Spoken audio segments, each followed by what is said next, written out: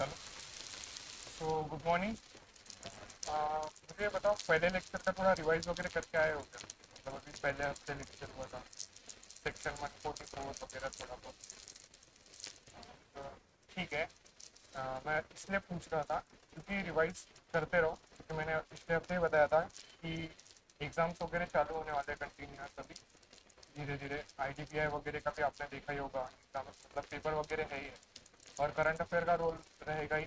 Union bank of India का भी local officer के फॉर्म्स निकले, भरे ही होंगे शायद से। तो उसके भी जनरल रहेगा ही, क्वेश्चन वगैरह रहेंगे ही जीके के। तो उस पर ध्यान देना चालू करो धीरे धीरे करके। और देखो, आज मैंने ऐसा किया है कि एक क्विज है, एक क्विज रहेगी गर्ल्स वर्सेस बॉयज। तो उसमें ऐसा रहेगा कि पर्टिकुलरली एक किसी ना किसी स्टूडेंट को, गर्ल्स में से एक जो लड़कियों का नेतृत्व करेंगे और लड़कों में से एक जो लड़कों का नेतृत्व करेंगे। तो उन्हें सामने आके 5 क्वेश्चंस रहेंगे, वो टिक करने हैं। तो इतना हार्ड नहीं है। ऐसा मान के चलो कि तुम यहाँ पे अगर खड़े रह सकते हो ना, तो फिर तुम इंटरव्यू के टाइम पे डरोगे नहीं। वो पर्सपेक्टिव है मेरा आज, मतलब ये लेने के पीछे। तो ये आज टॉपिक्स 17-18 टॉपिक्स हो गए। 8-9 टॉपिक होने के बाद में वो क्विज आएगी। तो फिर अभी जो क्वेश्चन मैं लेने वाला हूँ, मतलब ये टॉपिक्स लेने वाला हूँ, उस टाइम पे पूरा अटेंटिव रहो। क्योंकि वो 5 क्वेश्चंस में से, अब इज्जत का सवाल है, गर्ल्स वर्सेस बॉयज है, देख लेना आगे तो क्या करना है क्या नहीं। तो पहला टॉपिक चालू करते हैं। रिवीजन स्टार्ट रखो। जो पहले हमारे 5-6 लेक्चर्स हुए हैं ना, बेसिक्स वाले, जो जिसमें हमने बैंकिंग अवेयरनेस के बेसिक्स वगैरह लिए हैं, उस पर भी ध्यान दो, रिवाइज करते रहो। क्योंकि पिछले बार आपको मॉनेटरी पॉलिसी कौन बनाता है, मॉनेटरी अथॉरिटी कौन है, वो क्वेश्चन नहीं आया था। इस बार पता है ना मॉनेटरी अथॉरिटी कौन है। तो फिर वैसे ही है, अगर ध्यान नहीं दोगे तो फिर याद नहीं रहेगा, और फिर लेक्चर्स ऐसे चले मतलब चले जाएंगे और आपको मालूम भी नहीं पड़ेगा। ठीक है।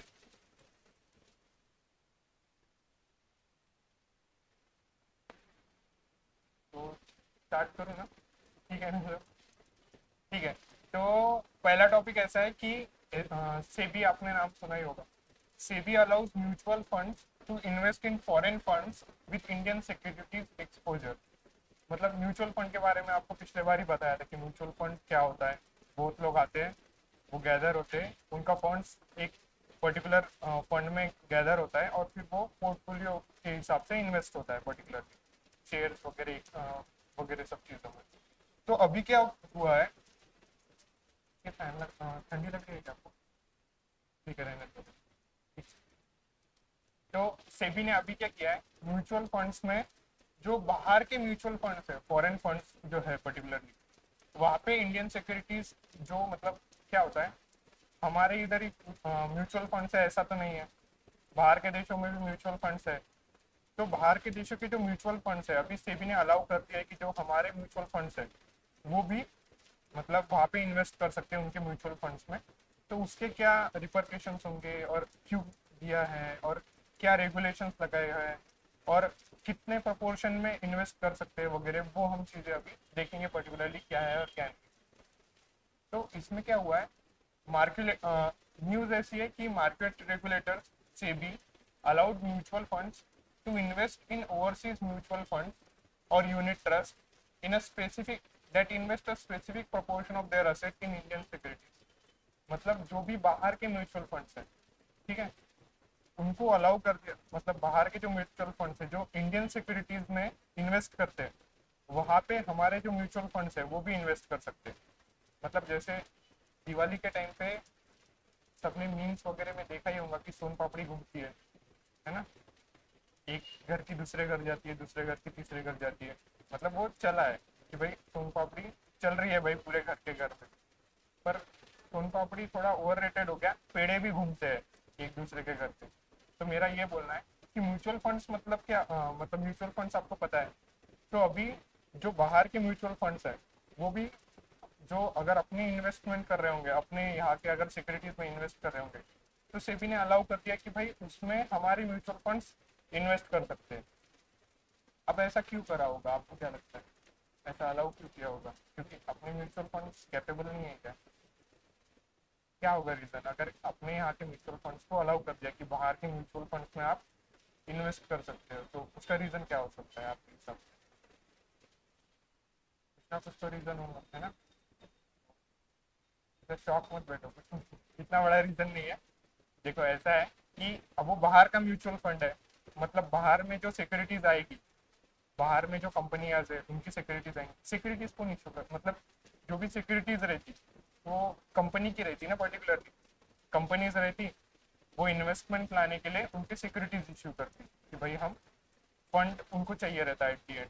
जैसे मैंने आपको पिछले बार बताया था कि भाई कोई भी कंपनी चलाना बोले तो ऐसी छोटी चीज़ नहीं होती है, सिर्फ मैं खुद का फंड लगा के कंपनी नहीं चला सकता हूँ, बाहर के लोगों का भी मुझे फंड लेना रहता है, तो फिर सिक्योरिटीज होती है उसके लिए, है ना? इतना पता है ना आपको? तो फिर अगर बाहर की सिक्योरिटीज है, तो समझो बाहर की जो म्यूचुअल फंड्स है वो उनके इधर जो म्यूचुअल मतलब सिक्योरिटीज इश्यू हो रही है वहाँ पे इन्वेस्ट कर रही है। तो पर्टिकुलरली हमारा सेबी का ऐसा मानना है कि बाहर के सिक्योरिटीज में हमारा इन्वेस्टमेंट बढ़ना चाहिए, इसलिए पर्टिकुलरली ये चीज़ हो रही है। ओके। तो अभी क्या हो गया है कि अब अगर आईबीपीएस या से कोई भी अगर बैंकिंग एग्जाम्स अगर इस पे क्वेश्चन पूछेंगे, तो इस पे क्वेश्चन कैसे हो सकते हैं? पहले तो आप स्टोरी वाइज मैनर में इस न्यूज़ को समझ लो कि भाई क्या रीजन है वगैरह, फिर मैं आपको फैक्ट बताऊंगा कि ये वाले फैक्ट पे से शायद क्वेश्चन पूछे जा सकते हैं करके। ओके। तो न्यूज़ ऐसी है कि भाई सेबी ने अलाउ कर दिया, ओके, कि भाई म्यूचुअल फंड्स में बाहर के जो म्यूचुअल फंड्स है तुम वहाँ पे भी इन्वेस्टमेंट कर सकते हैं, हमारे म्यूचुअल फंड्स को बोल दिया गया है कि भाई तुम इन्वेस्ट करो, कोई इशू नहीं है। अब वो इसलिए किया होगा क्योंकि फिर हमारे यहाँ के म्यूचुअल फंड्स है उनका जो इन्वेस्टमेंट का जो दायरा है वो बढ़ाने के लिए वो चीज़ किया होगा कि भाई और ज़्यादा लोगों के पास तुम शेयर्स इशू कर सकते, मतलब और दायरा बढ़ा दिया। पहले क्या हो गया था, हमारे म्यूचुअल फंड सिर्फ जो हमारे शेयर मार्केट है वहां पे इन्वेस्ट करते थे और बाहर भी करते थे, पर अब वो म्यूचुअल फंड के पास जाने के पीछे प्रोफेशनल लोग रहते बाहर के भी, तो उससे क्या होगा, मतलब ज्यादा प्रॉफिट होगा, वो एक रीजन होगा। ये एक स्टोरी बैकग्राउंड है। पर अगर इसको क्वेश्चन पूछना है तो ऐसा हो जाएगा कि ऐसे कौन से म्यूचुअल फंड है जिसमें अलाउ किया गया है कि भाई ऐसे कौन से म्यूचुअल फंड है जहाँ पे हमारे यहाँ के म्यूचुअल फंड्स इन्वेस्ट कर सकते हैं। तो ऐसे है कि जो ऐसे म्यूचुअल फंड है बाहर के जो 25% से कम हमारे इधर इन्वेस्ट करते होंगे, मतलब उनका जो इन्वेस्टमेंट है, समझो एक म्यूचुअल फंड है बाहर का, मुझे ऐसा लग रहा है बहुत ज़्यादा दिमाग में जा रहा है आप सबके, तो थोड़ा देख ले। समझो ऐसी चीज़ है, ओके, ये एक म्यूचुअल फंड है। म्यूचुअल फंड मतलब क्या है? अरे बता भाई। अरे बोलता हूँ देखो, मुझे ये बताओ सच, ये देखो क्या हो जाएगा, मैं भाग जाऊंगा टॉपिक खत्म करके और तुम्हारे दिमाग में कुछ नहीं जाएगा। तो जब मैं जब बता रहा हूँ ना तो ध्यान दिया करो। मुझे सच में बताओ यहाँ पे म्यूचुअल फंड किस किस को पता है? तुझे तो उस दिन भी पता था। म्यूचुअल फंड सच में पता है कि आपको क्या होता है पर्टिकुलरली? समझा है क्या वो टॉपिक? तो आपको क्या लगता है क्यों नहीं समझ रहा है? मतलब मैंने उस दिन तो समझाया था पर्टिकुलरली म्यूचुअल फंड क्या होता है। ओके। देखो म्यूचुअल फंड क्या होता है, समझो, ऐसा समझो कि ये फैमिली है, ओके, और इसके अंदर तीन बच्चे हैं, मतलब तीनों भी लड़के सपोजिटली, क्योंकि लड़के घर पे रहते हैं तो उनको पैसे देना पड़ता है, ऐसा तो, ऐसा थोड़ा ब्रॉडली समझ, क्योंकि अब मेरे को उतने लेवल पे जाना पड़ेगा, मेरे पास चॉइस नहीं। तो समझो, ऐसा लाइट बैठा करो, मैं सच में बता रहा हूँ इकोनॉमी बहुत ईजी है, पर सिर्फ ध्यान दो। अगर तुम मैं पिछले वाला टॉपिक अगर याद नहीं आ रहा है तो फिर मैं भी एक पॉइंट के बाद हेल्प नहीं कर पाऊंगा आपकी, ठीक है? मैं ऐसा नर्वस नहीं कर रहा हूँ, पर सिर्फ be with the class, okay. तो अगर नहीं समझा ना टॉपिक तो बता दिया करो, मैं बता रहा हूँ, अगर किसी को ये टॉपिक पता भी है, वो बंदे को अगर पता भी है, तो ऐसा नहीं है कि भाई वो बहुत ज्यादा होशियार है, वो शेयर्स में इन्वेस्ट करता होगा मेरे हिसाब से, इसलिए उसको पता है और कुछ नहीं है। आप गोल्ड में इन्वेस्ट करते थे इसलिए शायद से आप में से किसी ने गोल्ड का एकदम प्रॉपर प्राइस बताया था यहाँ पे। तो वही है, जिसको जिसकी जानकारी है मतलब वो उससे इन्वॉल्व है कुछ ना कुछ, तो इसलिए मैं इन्वॉल्व करने के लिए म्यूचुअल फंड के बारे में बताता हूँ। म्यूचुअल फंड मतलब आपने फेसबुक वगैरह देखा होगा, है ना? तो वहाँ पे आपको दिखाई देता है कि एक चीज़ देखी होंगी कि सपोज एक लड़का है, लड़कों को ज़्यादा रिलेट होगा ये चीज़ कि वो बहुत सारी लड़कियों की म्यूचुअल में होगा, है ना? अपने को पता रहता हो बंदा कि ये म्यूचुअल में है यार, मतलब अपने को ऐसा रहता कि अगर हमें किसी को फ्रेंड रिक्वेस्ट भेजना है लड़कियों में से किसी के, तो हम उसके प्रोफाइल पे जाएंगे, उसके फ्रेंड्स देखेंगे और फिर भेजेंगे। अब मेरे भाई को रिलेट हुआ, मेरे को इसलिए नीचे लेवल पे आना होता।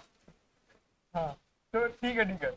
अरे हाँ भाई, मेरे को पता है, रुक जा। कुछ नहीं होता, कुछ नहीं होता, नहीं चलता रहता, सबने किया है, मैंने भी खेला है ये चीज, कुछ लोड मत।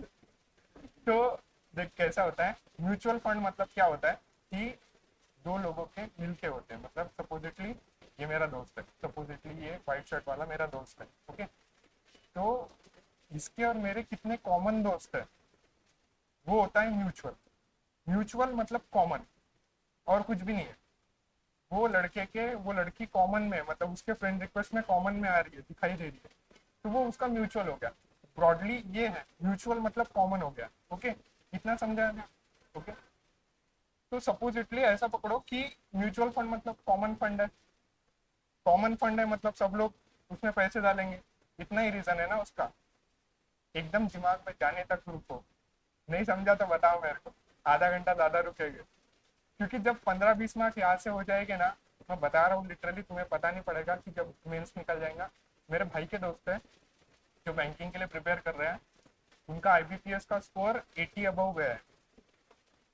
80 अबव गया है। और उन्होंने आरआरबी का भी प्रीलिम्स अच्छा दिया, वो भी 80 अबव स्कोर आया। आईबीपीएस का भी अच्छा खासा अभी आया है कट ऑफ वगैरह।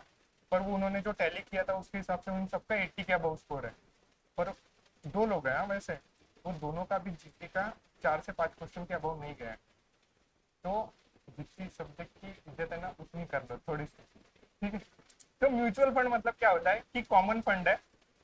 कॉमन फंड मतलब सब लोग उसमें पैसे डाल रहे होंगे।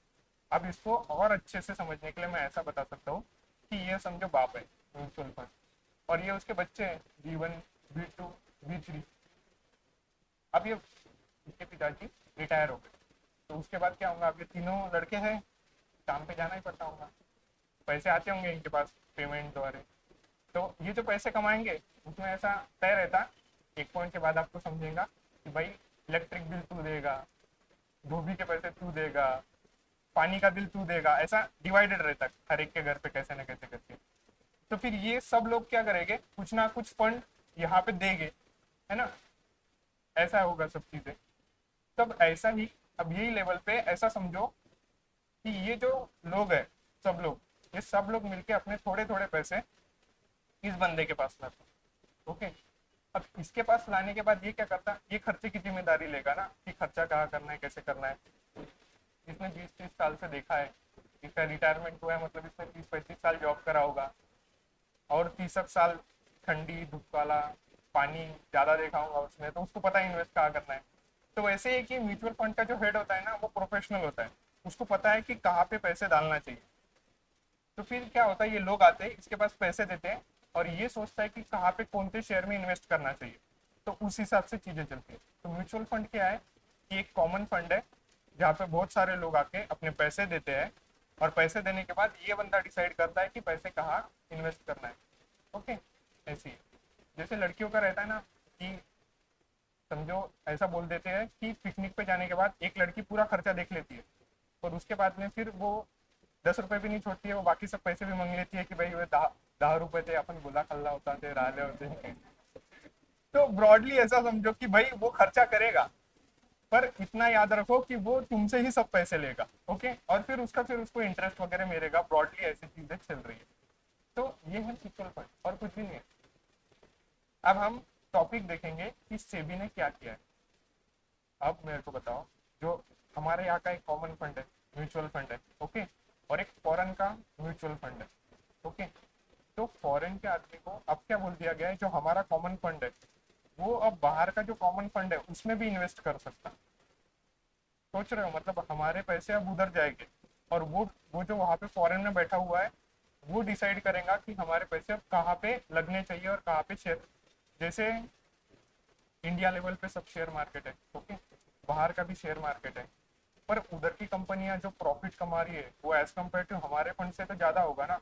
यूएसए वगैरह की बात बोलो, या फिर क्योंकि वो बहुत ज्यादा ये चीजें उन्होंने अच्छी खेली हुई है, ओके। तो वही है कि फिर अब थोड़ा सा ज्यादा इंटरेस्ट मिलेगा, प्रॉफिट मिलेगा, इसलिए फिर वो बाहर के डोमेन में भी हाथ डालना अपना चालू है। तो बस सेबी ने क्या किया है कि अब अलाउ कर दिया है कि भाई जो हमारे कॉमन फंड है, जो म्यूचुअल फंड वाले लोग हैं, वो बाहर का एक फंड अगर कोई म्यूचुअल फंड होगा तो वहां पे भी आप इन्वेस्ट कर सकते हो भाई, कोई इश्यू नहीं।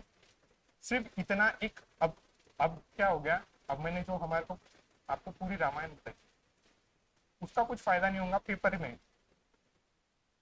पेपर में ऐसा फायदा होगा कि आपको सिर्फ वो क्वेश्चन अच्छे से समझेगा कि म्यूचुअल फंड क्या होता है वगैरह वगैरह। पर इस पे अगर क्वेश्चन पूछना है तो कोई ना कोई फैक्ट बेस्ड क्वेश्चन होगा या फिर कोई रीजन बेस्ड क्वेश्चन होगा। तो पूरी न्यूज ऐसी है कि हमारे म्यूचुअल फंड बाहर के म्यूचुअल फंड में इन्वेस्ट कर सकते हो, पर उसके लिए एक रेगुलेशन है कि भाई वो जो बाहर का म्यूचुअल फंड है उसने हमारे इंडिया में कम से कम 25% से ज्यादा इन्वेस्टमेंट हमारे ही शेयर में नहीं करी हो। मतलब लॉजिकल है ना। हम अगर बाहर के फंड में अगर पैसे भेज रहे हैं तो हम क्या चाहते हैं कि जो हमने बाहर के फंड में इन्वेस्ट किया है वो उसके जो शेयर्स है उसके देश में के वहां पे इन्वेस्ट करे। अगर वो हमारे ही देश में इन्वेस्ट कर रहा है तो एट दी एंड वो तो हम भी कर सकते हैं। उससे ज्यादा हमारे को अच्छे से पता है, हमारे इधर के म्यूचुअल फंड को ज्यादा पता है कि पैसे कहाँ से निकाले जा सकते हैं। ओके, तो ब्रॉडली आपको म्यूचुअल फंड बताऊं मुझे क्या हो, थोड़ी इज्जत रख लो क्लास में। एक एक एक कोई भी एक नया चेहरा चाहिए मेरे को बस। हाँ, ये वाला बंदा नहीं चाहिए वो दूसरा नहीं चाहिए मेरे को, और कोई और दिखाना बंदा चाहिए। म्यूचुअल फंड, हाँ आप बताओ, मुझे बताओ चलता है। म्यूचुअल फंड क्या होता है अभी मैंने बताया ना आपको। हाँ हाँ हाँ। नाही ब्रॉडली म्हणजे कॉमन फंड आहे असं सांगायचं। आता ते तर सांगायसाठी एक असं सांगायचं कोणालाही म्युच्युअल फंड असतं म्हणजे की भाई कॉमन फंड आहे ज्याच्यामध्ये भरपूर लोक इन्वेस्ट करतात आणि तो डिसाइड करते की कुठं इन्वेस्ट करायचं आहे, ये होता है म्यूचुअल फंड। ओके, तो अब है ना हम थोड़ा न्यूज देखते हैं कि पर्टिकुलरली क्या हुआ। मैं सच में बता रहा हूँ, जो आज की क्विज है ना उसके पास थोड़ा सा प्राइस भी मिलेगा, मेलोडी से बड़ा है तो पर वही है कि देखो मेरा पर्टिकुलरली ये मकसद है कि जो इंटरव्यू में जाने के बाद में वो ऐसे पैर हलते हैं ना, मैं वो नहीं देखना चाहता कि भाई किसी स्टूडेंट के ऐसे पैर हल रहे हो। तो उसके हिसाब से वो इज्जत रख के चीजें चलने दो, बाकी कुछ नहीं। तो अभी क्या हुआ, सेबी ने अलाउ कर दिया म्यूचुअल फंड्स को कि भाई to invest in foreign funds. Foreign mutual fund fund मतलब विथ इंडियन सिक्योरिटीज एक्सपोजर, मतलब जिन्होंने अपने इंडिया की सिक्योरिटीज में इन्वेस्ट करने को ही होना पर वो 25% से ज्यादा नहीं थे। तो वही ये न्यूज थी। अगर क्वेश्चन पूछा जाएगा तो ये पूछा जाएगा कि भाई कितना इन्वेस्टमेंट बाहर के किससे कितने से ज्यादा नहीं करना चाहिए, तो 25% से ज्यादा। अब मैं एक बात बताऊंगा, देखो क्या होता है जो फैक्ट होते हैं ना, मतलब जो नंबर्स वगैरह होते हैं 25%, 74%, 75%। मैम आप हो ना क्लास में, हो ना अपना। हाँ, तो 74%, 75% ऐसे नंबर होते होंगे कोई ना कोई। ओके, तो अब ये नंबर अगर मैं कितना भी रटा दूं कि भाई 75% है, 72% है, 27, तो वो एकदम से दिमाग में नहीं जाएगा।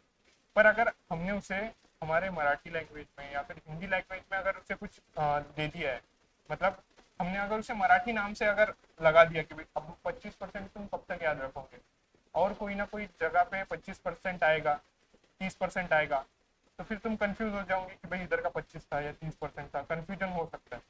तो इसलिए क्या करना, जो भी ऐसे नंबर्स वगैरह आते हैं ना वहाँ पे ऐसा मराठी में या फिर हिंदी में, मेरे को थोड़ा हिंदी कंफर्टेबल पड़ता है तो मैं ऐसा यहाँ पे ऐसा एक चौथाई लिख दिया हूँ।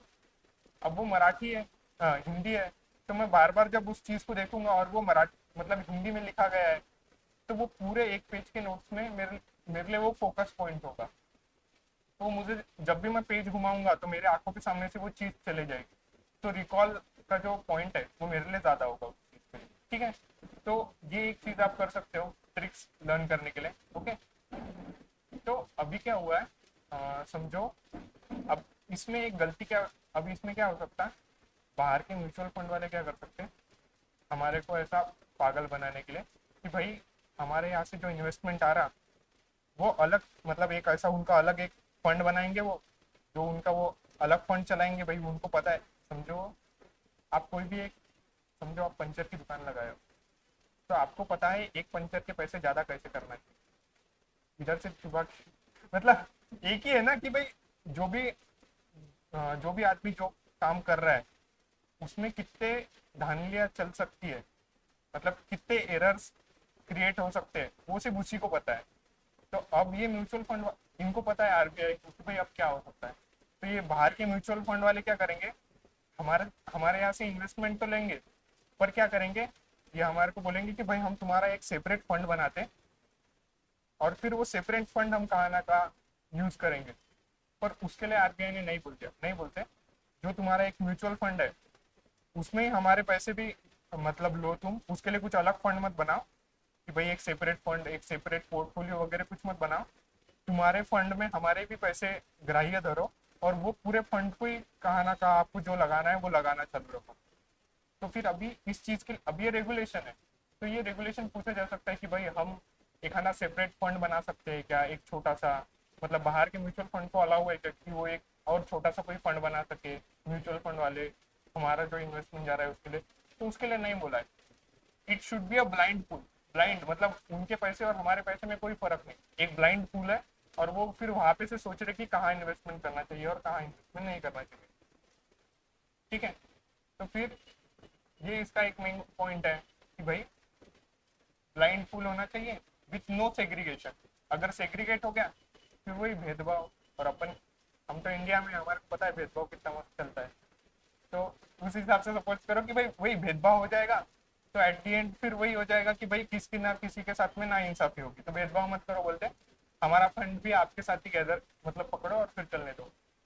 और फिर एडवाइजरी एग्रीमेंट जो है, समझो एक आधा आदमी जैसे ब्रिटिशर्स आए थे, उनकी एक रणनीति थी कि भाई वो ऐसा एग्रीमेंट करते थे। वो क्या करते थे, उनको पता था गिन चुन के 100 लोग थे वो, तो वो क्या करते थे, पहले हमारे साथ वॉर खेलते थे, झगड़े करते थे, और फिर उनको पता है कि उनकी ताकत अब खत्म हो गई, अब वो झगड़े नहीं कर सकते भाई एक पॉइंट के बाद में। तो फिर वो एग्रीमेंट करते थे कि भाई हम तुम्हारे को तंग नहीं करेंगे, ये नहीं करेंगे, वो नहीं करेंगे। और बाद में फिर और थोड़ी देर रुकते थे, उनका पावर बढ़ाते थे, सब चीजें करते थे, और फिर वापस सेकेंड वॉर खेलते थे। तो फिर उनकी पॉलिसी क्या थी, पहले वॉर खेलते थे, फिर एग्रीमेंट करते थे, फिर वॉर करते थे, फिर एग्रीमेंट करते थे। तो इसलिए उसी हिसाब से सपोज करो कि अब एडवाइजरी जो एग्रीमेंट है, मतलब बाहर के लोगों को, बाहर का जो फंड है वो हमारे साथ एग्रीमेंट नहीं कर सकता, क्योंकि अगर एग्रीमेंट कर लिया तो फिर वो हमारे को एडवाइस देगा कि भाई तू इसमें इन्वेस्ट कर, हम तेरे फंड इसमें इन्वेस्ट करते वगैरह करते। फिर उसमें क्या हो जाएगा कि फिर करप्शन प्रैक्टिसेस चल सकते, क्योंकि फिर वो एक जो एडवाइस देगा हमारे को उस हिसाब से काम करना पड़ेगा। ओके, और फिर उसमें ऐसा क्या बोल सकते हैं, बहुत सारी करप्ट प्रैक्टिसेस चल सकती, तो इसलिए फिर एग्रीमेंट करना ही नहीं है भाई हमारे को। आरबीआई ने बात किया है कि भाई एग्रीमेंट कुछ नहीं होगा, सीधा फंड होगा, सीधे पैसे इन्वेस्ट होंगे, बात खत्म होगी। ओके। और फिर अगर ऐसा है कि भाई जैसे मैंने आपको स्टार्टिंग में बताया कि एक चौथाई अगर कोई म्यूचुअल फंड बाहर का हमारे अगर इन्वेस्ट कर रहा होगा, तो ही उसको अलाउ है कि वो हमारे, मतलब हमारे पैसे हम उसमें इन्वेस्ट करेंगे। तो कभी कभार ऐसा हो सकता है कि बाहर के जो म्यूचुअल फंड्स है वो 25% से ज्यादा इन्वेस्टमेंट कर रहे होंगे हमारे इधर। ओके, मतलब हमारे शेयर्स में वो 25% से ज्यादा इन्वेस्टमेंट कर रहे होंगे। तो तब उनके पास, उनको ये गाइडलाइन है कि भाई वो जो ब्रीच हो गया ना फिर वो पॉलिसी का, 25% से ज्यादा इन्वेस्टमेंट हो गई हमारे इधर, तो उनके पास एक पीरियड दिया है 6 महीने का, उसके अंदर अंदर उनको वापस से अपनी जो मतलब फंड है वो हमारे इधर जो उन्होंने डाला है 25% के अबाउ, वो 6 महीने के अंदर अंदर वापस से 25% के नीचे या 25% तक लेके जाना। तो एक 6 महीने का पीरियड दिया है उस चीज के लिए।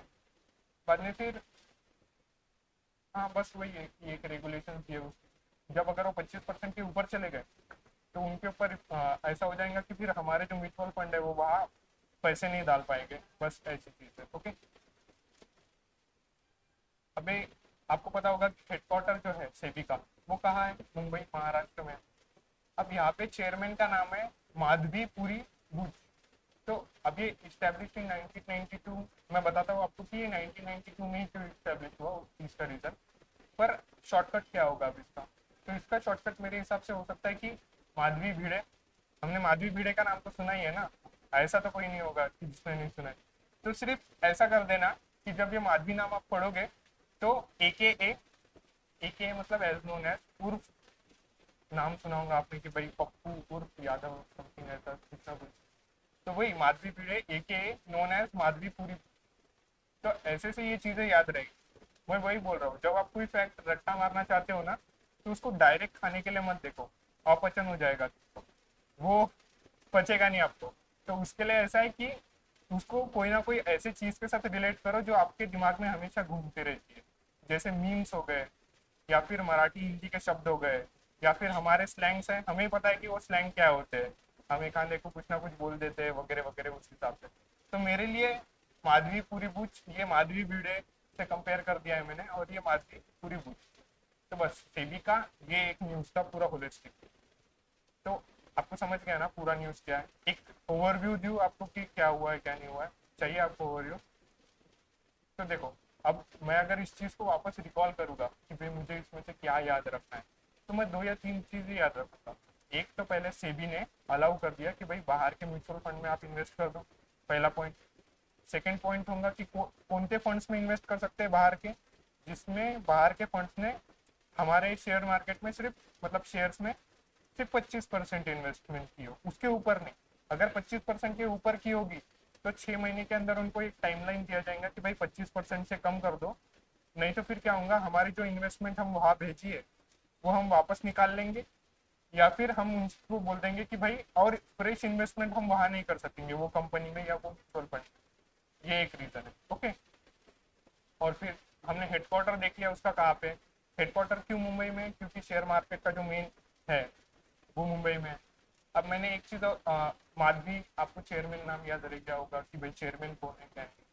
बाद में आप थर्ड थिंग थी कि वो इस्टेब्लिश 1992 में हुआ था। जैसे मैंने आपको बताया था कि 1991 में एलपीजी पॉलिसी आई थी, है ना। एलपीजी मतलब, एलपीजी का कौन सा, लिक्विड पेट्रोलियम गैस मत बोलते हैं ना, नहीं तो मैं यही पे ऐसा मिर्गी का दौर आ जाएगा। एलपीजी का फुल फॉर्म सुना होगा किसी ने, हाँ भाई पता। हाँ, तो उसमें हमने क्या किया था एलपीजी में, हमने हमारा मार्केट ओपन कर दिया था बाहर के इन्वेस्टमेंट के लिए, ओके। मतलब बाहर की इन्वेस्टमेंट हमारे शेयर मार्केट में 1991 के पहले अलाउड थी, बहुत कम में अलाउड थी। तो अब एलपीजी करने के बाद में बाहर के फंड्स हमारे इधर आ सकते थे, तो अब बाहर के फंड आ रहे हैं, तो एट दी एंड ये सेबी जो है वो बाहर के फंड के लिए ही रेगुलेशंस करता है ना, सिक्योरिटीज वगैरह में जो आ रहे हैं। इसलिए 1991 में वो चीज हुई थी, इसलिए ये 1992 में आया, ओके। तो ये इसका रीजन है, और कुछ नहीं। ध्यान में आ रहा है भाई सबको? आवाज आ रही है ना मेरी पूरी? तो ये पहला न्यूज खत्म हुआ है। अब सेकंड न्यूज है। मैंने, सबको पता है ना, नया कौन कौन आया है अभी अभी, थोड़ा लेट आए होगे ना? नहीं, आप पहले ही थे? अच्छा अच्छा, ओके। वैसे नहीं, आज के लेक्चर में कौन कोई लेट आया है क्या? तो मैं वापस बता देता हूँ कि गर्ल्स वर्सेस बॉयज का क्विज रहेगा। 18 न्यूज है पूरे, 9 टॉपिक्स होने के बाद में एक क्विज रहेगा, और उस क्विज के अंदर एक बंदे को यहाँ पे आके आंसर देना है, टिक करना है।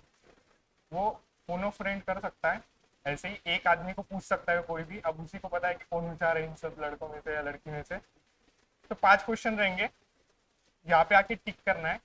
पहले लड़कों को चांस मिलेगा, मैं फीमेल फर्स्ट में बिलीव नहीं करता। मेरे को लगता है सब मतलब सब इक्वल है, तो सब कुछ ऐसा होना चाहिए।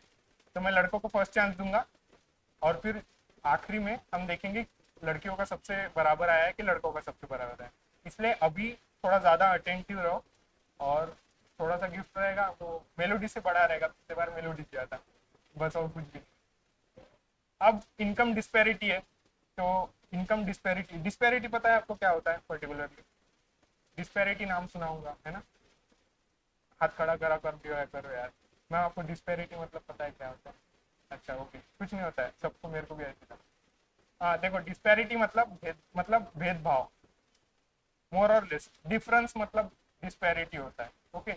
मेरे को नहीं बोल दिया करो, अगर आप कितने भी लोअर लेवल पे रहेंगे ना, मुझे चलता है, मुझे कोई इश्यू नहीं है वैसे भी।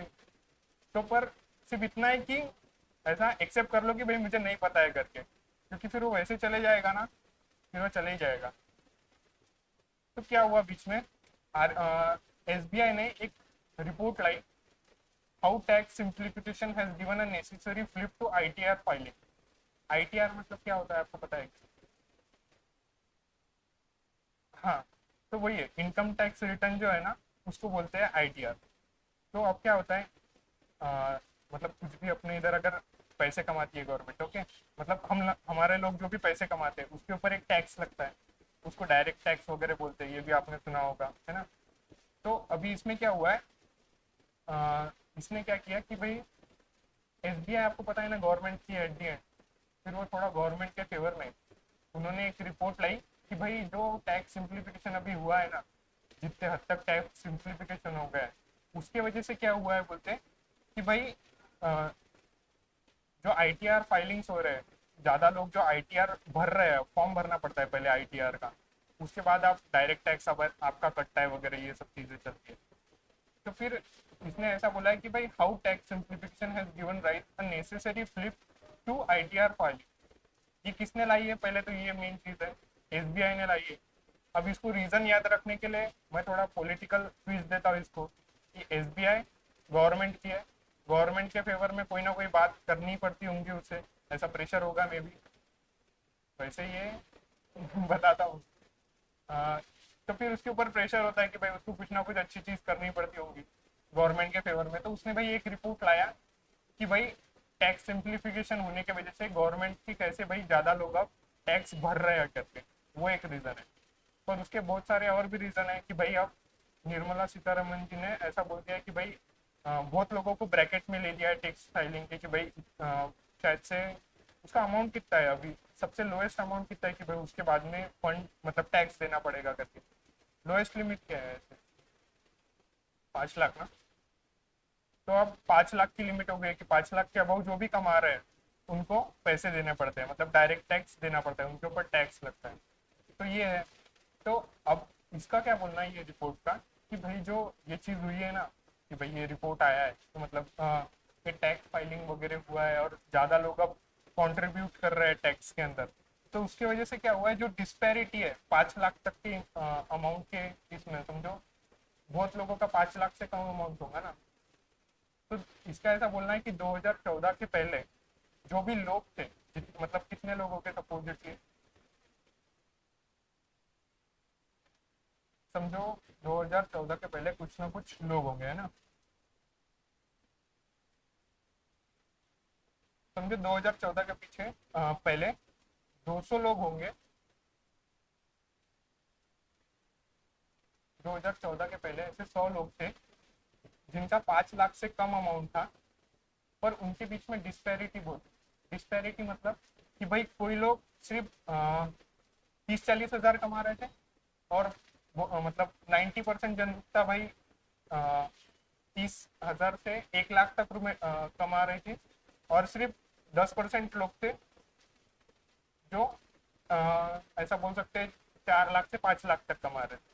मतलब क्या हो गया, एक डिस्पैरिटी हो गई ना, बहुत लोग 1 लाख से कम कमा रहे थे, 90% से कम, ओके। तो फिर अब इसका क्या बोलना है, अब ऐसा नहीं है बोलते, अब ये जो डिस्पैरिटी है जो मैंने आपको अभी बताया उसमें 74.2% का डिक्रीज हो गया है। अब ये डायरेक्ट क्वेश्चन फ्रेम हो सकता है कि भाई कितने परसेंट का मतलब जो डिक्लाइन है वो आया है। जैसे अभी मैंने बताया, income disparity coverage for those earning up to 5 lakh annually between financial year 14 to financial year 23, तो 74.2%। अब डिक्लाइन हो गया, उतना परसेंट का डिक्लाइन हो गया। अब ये नंबर रखने के लिए मैं ऐसा बता सकता हूँ कि भाई मैं हिंदी में लिखूंगा 74.2%, ओके। आप आपके मराठी में लिख सकते हो या फिर हिंदी में लिखाई है उससे रट्टा मार लेना, या फिर उसको थोड़ा ह्यूमर के हिसाब से लेने के हिसाब से मैं ऐसा बोल सकता हूँ कि मोदी जी है तो मुमकिन है, तो 2014 से जब मोदी जी आए हैं अभी तक, तो भाई 74.2% का डिक्लाइन हो गया है।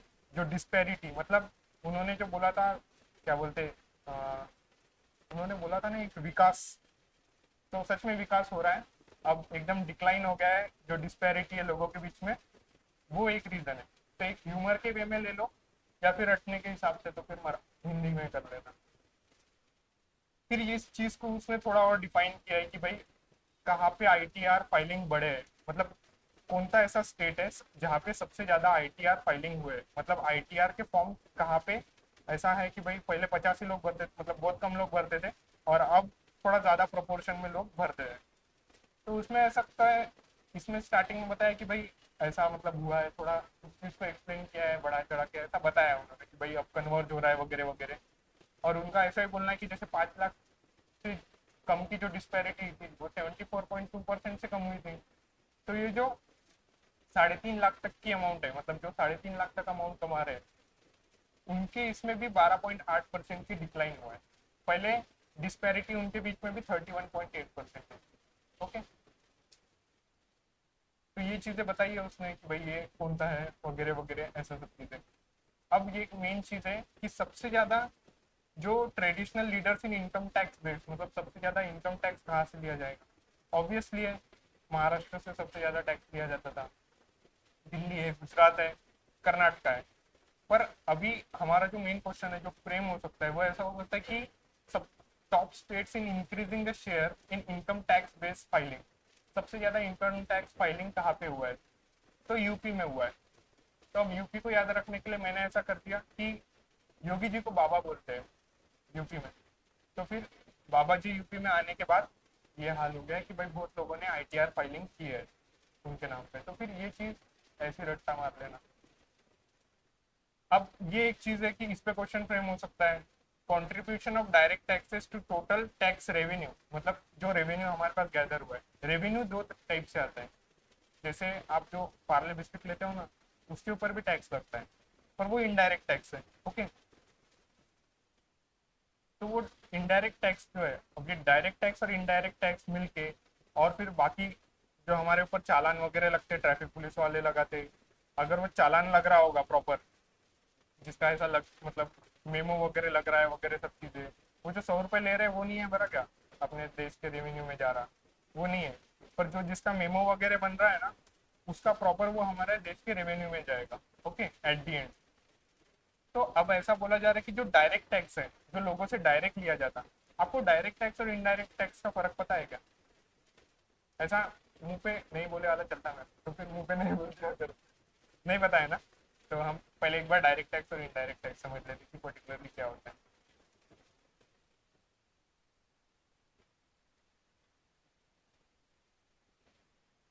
तो डायरेक्ट टैक्स और इनडायरेक्ट टैक्स में फर्क क्या होता है पर्टिकुलरली पता है ना, कि अगर डायरेक्ट टैक्स है तो वो गवर्नमेंट डायरेक्ट आपके ऊपर से लगाएगी और आपको वो पैसे देना पड़ेंगे।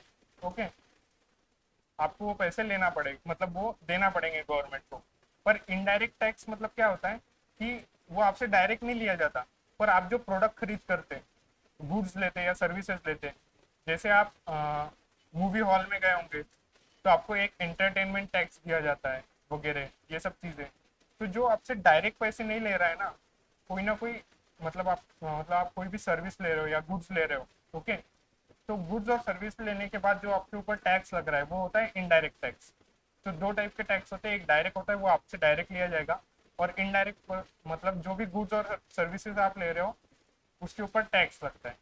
जैसे आपने पिक्चर वगैरह देखे होंगे तो उसमें आपने देखा होगा कि भाई हफ्ता लिया जाता, वो गुंडा आता दुकानों से हफ्ता लेता। तो ऐसा नहीं है, पर अपनी गवर्नमेंट हमारे दुकानों में आके मतलब हम हमसे एक तो डायरेक्ट पैसे लेगी या फिर इनडायरेक्ट वे में पैसे लेती है।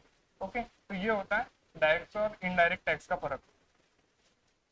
अब ये मैंने क्यों बताया, तो इसमें ऐसा है कि भाई जो डायरेक्ट टैक्स है उसमें जो कंट्रीब्यूशन है, अब एट दी एंड अगर ज्यादा लोग टैक्स भर रहे हैं तो एट दी एंड इसमें भी मतलब ये प्रपोर्शन जो है डायरेक्ट टैक्स का वो भी बढ़ जाएगा, ज्यादा पैसे आएंगे। जैसे गणपति का अगर कार्यक्रम रहा और 27 घर है, तो 27 अगर घर बढ़ गए, 50 लोग अगर वहां पे रहने आ गए, तो एट दी एंड 50 लोग पैसे देंगे, है ना, फिर पैसे बढ़ जाएंगे। तो ऐसे ही समझो कि भाई अब ज्यादा लोग अगर आईटीआर फाइल कर रहे हैं, मतलब टैक्स भर रहे हैं, तो अमाउंट में भी जो डायरेक्ट टैक्स है उसमें भी थोड़ा बढ़ोतरी होगी।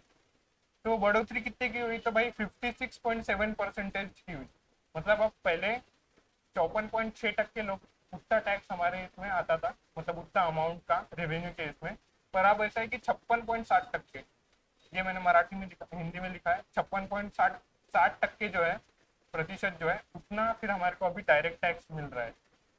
ठीक है, तो अब अगर क्वेश्चन इस पे पूछे जाएंगे तो ये पूछा जाएगा कि भाई डायरेक्ट टैक्स का अमाउंट अभी कितना परसेंटेज है, मतलब ये वाले इस पे अगर इस पे क्वेश्चन पूछा जाएगा कि भाई ये वाले इस पे क्वेश्चन पूछा जाएगा। ओके, या फिर अगर क्वेश्चन पूछना ही है,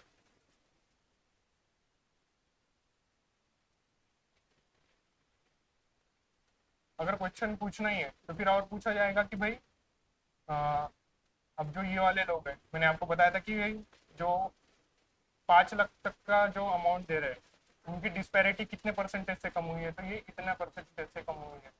ये एक रीजन हो सकता है जिस पे क्वेश्चन पूछा जाएगा। तो ऐसा ही होता है कि भाई इस पे क्वेश्चन पूछे जा सकते हैं। अब एसबीआई का हेडक्वार्टर कहाँ पे है? मुंबई महाराष्ट्र में। चेयरमैन कौन है उसका? छल्ला श्रीनिवासवल्लु शेट्टी।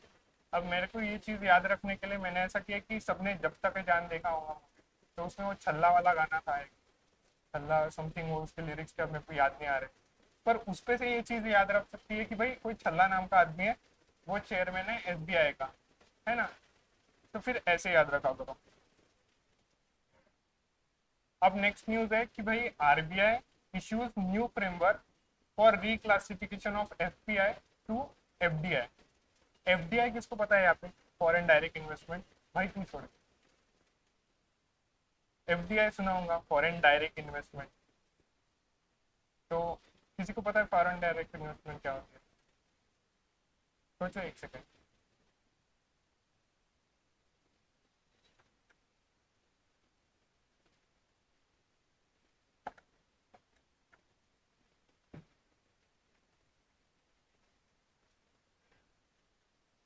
तो पहले हम एफडीआई और एफपीआई का फर्क देखेंगे कि पर्टिकुलरली क्या होता है। मुझे पता है कि यहाँ पे बहुत लोगों को नहीं पता है एफडीआई और एफपीआई क्या होता है। तो पहले एफडीआई और एफपीआई देखते हैं, और फिर बाद में हम न्यूज़ देखेंगे कि पर्टिकुलरली उसके बेसिस पे क्या न्यूज़ पूछी गई है। तो एफडीआई का तो पहले फुल फॉर्म आ सकता है आपके पेपर में कि भाई फॉरेन डायरेक्ट इन्वेस्टमेंट। फॉर अब उसके नाम में ही उसकी चीज छुपी है कि उसका क्या मीनिंग है। फॉरेन मतलब बाहर से आ रहा होगा, डायरेक्ट इन्वेस्टमेंट है मतलब डायरेक्टली इन्वेस्टमेंट हो रही होगी कुछ ना कुछ चीज की। तो अब अगर कोई आदमी अगर एफडीआई ला रहा है तो उसका ऐसा हो जाता है कि वो जहाँ पे एफडीआई लाएगा, पहले तो एफडीआई मतलब कि फंड आ रहा है बाहर का। ओके, अगर बाहर का आदमी अगर फंड ला रहा है, ओके, अगर वो एफडीआई के रूप में ला रहा है तो फिर उसको ओनरशिप मिलेंगी उस कंपनी की। समझो कोई भी एक कंपनी है, सपोजिटली ऐसा मान लो कि एक एबीसी नाम की कंपनी, अगर इसमें कोई आदमी अगर एफडीआई ला रहा है, बाहर का आदमी अगर एफडीआई ला रहा है, तो इसका मतलब ऐसा होगा कि भाई अगर ये एफडीआई ला रहा है मतलब इस कंपनी का उसको ओनरशिप मिलेगी, वो डिसीजन मेकिंग का पार्ट रहेगा, बोर्ड ऑफ द डायरेक्टर्स में वो बैठेगा, डिसीजन लेगा कि कौन से प्रोडक्ट प्रोडक्ट भाई बाहर मार्केट में लाने चाहिए, ऐसी चीज चलेगी। या फिर अगर उसने एफपीआई में क्या होता है कि भाई वो अगर फंड ला रहा है एफपीआई के रूप में, अगर बाहर से फंड आ रहा है, वो है फॉरेन पोर्टफोलियो इन्वेस्टमेंट। मतलब उसमें ऐसा होगा कि भाई तेरे को ओनरशिप नहीं मिलेंगी उस कंपनी के अंदर जो भी एबीसी है, पर उसके ऊपर उसके अंदर अगर तूने एफपीआई लाया है तेरा, तो उसमें ऐसा होगा कि भाई जो वो कंपनी कमाएंगी उसके ऊपर तेरे को इंटरेस्ट मिलेगा। मतलब ओनरशिप नहीं रहेंगी अगर एफपीआई है, तो सिर्फ एक फंड मिलेगा, जैसे लोन देते हैं ना कंपनी बैंक वगैरह हमारे को। अगर हमने बैंक से लोन लिया तो हमें इंटरेस्ट देना पड़ता है, तो वैसे ही अगर कंपनी को अगर एफपीआई मिला है तो वो सिर्फ बाहर का जो लोग है उसे वो इंटरेस्ट देगा उस पैसे के ऊपर। वो पैसे तो देगा प्रिंसिपल अमाउंट जो उसको मिली है, पर उसके ऊपर वो इंटरेस्ट देगा उससे। पर अगर एफडीआई लाया है तो उस कंपनी में उसकी ओनरशिप रहेगी, वो ओनरशिप के लिए रहेगा, उसके अंदर वो मेजर डिसीजन लेगा। तो एक रूल क्या है पर्टिकुलरली पता है क्या? कि अगर 10% के अबाउ चला गया किसी कंपनी में, अगर कोई भी एक कंपनी है जहाँ पे इन्वेस्टमेंट आ रही है, ओके, तो अगर वो 10% के अबाउ है, मतलब एक कंपनी है उसके पास कोई ना कोई फंड होगा, समझो उसके पास 100 रुपए फंड है, तो अगर 10 रुपए तक अगर कोई इन्वेस्टमेंट कर रहा है उसमें वो 100 रुपए में, तो वो 10% हो गया। तो अगर 10% कोई इन्वेस्टमेंट कर रहा है तो उसे एफपीआई कंसिडर किया जाएगा, मतलब फिर ओनरशिप नहीं मिलेगा। पर अगर 10% के अबाउ चला गया तो वो एक एफडीआई की अमाउंट है, फॉरेन डायरेक्ट इन्वेस्टमेंट बोला जाता है उससे। तो वो ये है कि वो लॉन्ग टर्म के लिए होती है, बड़ी अमाउंट है, ओनरशिप मिल रही है इसलिए, और ये शॉर्ट टर्म की होती है। तो ब्रॉडली इसमें यही फर्क है कि एफडीआई ओनरशिप देता है और ये सिर्फ एक बोल सकते हैं कि भाई सिर्फ एक लोन जैसी अमाउंट है जो एफपीआई मिली है। ओके, समझे आपको एफडीआई एफपीआई क्या होता है? कोई किसी को कंफ्यूजन है समझने में? ओके भाई, समझा ना तुझे? तो अब एफडीआई एफपीआई मैंने आपको बता दिया। तो अभी क्या बोला गया है, एक ऐसी रूल लाया था। ये न्यूज उतनी इंपॉर्टेंट नहीं है कि भाई आरबीआई ने फ्रेमवर्क चेंज किया वगैरह, ये इतना इंपॉर्टेंट नहीं था। पर मेन इंपॉर्टेंट था कि एफडीआई क्या होता है और एफपीआई क्या होता है, इसलिए मैंने पहले एफडीआई और एफपीआई लिया। और फिर मैं बताऊंगा आपको कि न्यूज क्या थी। न्यूज ऐसा था कि भाई अगर कोई 10% के अबव अगर इन्वेस्टमेंट कर रहा है, ओके, मतलब वो एफपीआई था, पहले उसने 10 रुपए से कम ही इन्वेस्टमेंट करी, 4-5 रुपए इन्वेस्टमेंट करी हूँ। पर एक पॉइंट के बाद उसने फंड बढ़ा दिया कि भाई उसको ज्यादा प्रॉफिट मिल रहा होगा। तो फिर उसमें क्या हो गया कि भाई अगर 10 रुपए से ज्यादा अगर इन्वेस्टमेंट कर रहा है कोई एफपीआई वाला, तो उसको गवर्नमेंट से परमिशन लेना पड़ेगी। और वो जो इन्वेस्टमेंट कंपनी है जहाँ पे वो इन्वेस्ट कर रहा है, उससे भी उसको परमिशन लेना पड़ेगी। तो ऐसा है। अब मैंने ये की पॉइंट है कि भाई एफबीआई शुड नॉट बी, जैसे मैंने आपको पहले बताया कि एफपीआई जो है वो 10% से कम ही रहता है, वही उसका मतलब मीनिंग है। और अगर कोई 10% से अबव इन्वेस्टमेंट कर रहा है, तो उसको ट्रेडिंग डे के 5 दिन के अंदर अंदर उसका एक तो एफपीआई ही अगर उसे रखना है तो 10% से कम इन्वेस्टमेंट करनी पड़ेगी वो कंपनी में, या फिर उसको एफडीआई में कन्वर्ट होना है, तो फिर वो मतलब कर सकता है उस चीज के लिए, पर सिर्फ उसको गवर्नमेंट और वो इन्वेस्टमेंट कंपनी से परमिशन लेना पड़ेगा। ऐसा है। फिर ये foreign direct investment, foreign portfolio investment, ये हमने ये चीज समझ। अब नेक्स्ट न्यूज है Shriram mutual fund. Mutual fund समझ जाओ, क्योंकि ये साथ नहीं छोड़ने वाला, वापस रिपीटेशन में म्यूचुअल फंड आने ही वाले। तो ये चीज याद रखना कि म्यूचुअल फंड क्या होता है। तो श्रीराम म्यूचुअल फंड है, उसने लॉन्च किया है industry first mutual sector rotational fund. ये फर्स्ट फंड है। देखो इसको ऐसे समझो, जैसे समझो आपके घर पे दुकान है कोई ना कोई, ओके। तो आप कोई ना कोई लोन लेके वो मतलब दुकान चलाओगे, या फिर आपके घर पे अगर पूंजी है तो घर वालों से पैसे लेके चलाओगे। तो अब ये श्रीराम म्यूचुअल फंड ने क्या किया, ये पहला एकमात्र ऐसा फंड है कि भाई जो इंडस्ट्री के लिए लोगों से फंड लेगा। मतलब जो ये कॉमन फंड है उसमें लोग इन्वेस्टमेंट तो करेंगे, पर ये जो इन्वेस्टमेंट करेगा वो सिर्फ जो इंडस्ट्रीज है उसके अंदर इन्वेस्टमेंट करेगा। तो फिर अब ऐसी कौन सी इन्वेस्टमेंट है, तो ये किस हिसाब से इन्वेस्टमेंट करेगा? तो ये कॉन्टामेंटल अप्रोच इस्तेमाल करके इन्वेस्टमेंट करेगा। कॉन्टामेंटल अप्रोच मतलब कि जहाँ पे आर्टिफिशियल इंटेलिजेंस, आपने अभी जेमिनी का नाम सुना होगा, चैट जीपीटी का नाम सुना होगा, तो ये उस पे से सजेशंस लेगा, आर्टिफिशियल इंटेलिजेंस से मदद लेगा ये श्रीराम म्यूचुअल फंड। और खुद का भी दिमाग लगाएगा थोड़ा बहुत, ह्यूमन ट्रेडर्स का भी दिमाग रहेगा। और ये अप्रोच मिलके मतलब एक क्या बोल सकते हैं, टेक्नोलॉजी का इस्तेमाल करके और खुद की मतलब एक ट्रेडिंग नॉलेज को इस्तेमाल करके ये डिसीजन लेगा।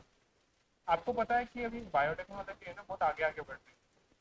आप मुझे ये पता है कि मेरे घर के आसपास मच्छर बहुत है ना। और आपको पता है, आपको फीमेल मच्छर काटते हैं क्या, मेल मच्छर काटते हैं, आपको पता है? फीमेल मच्छर काटते हैं।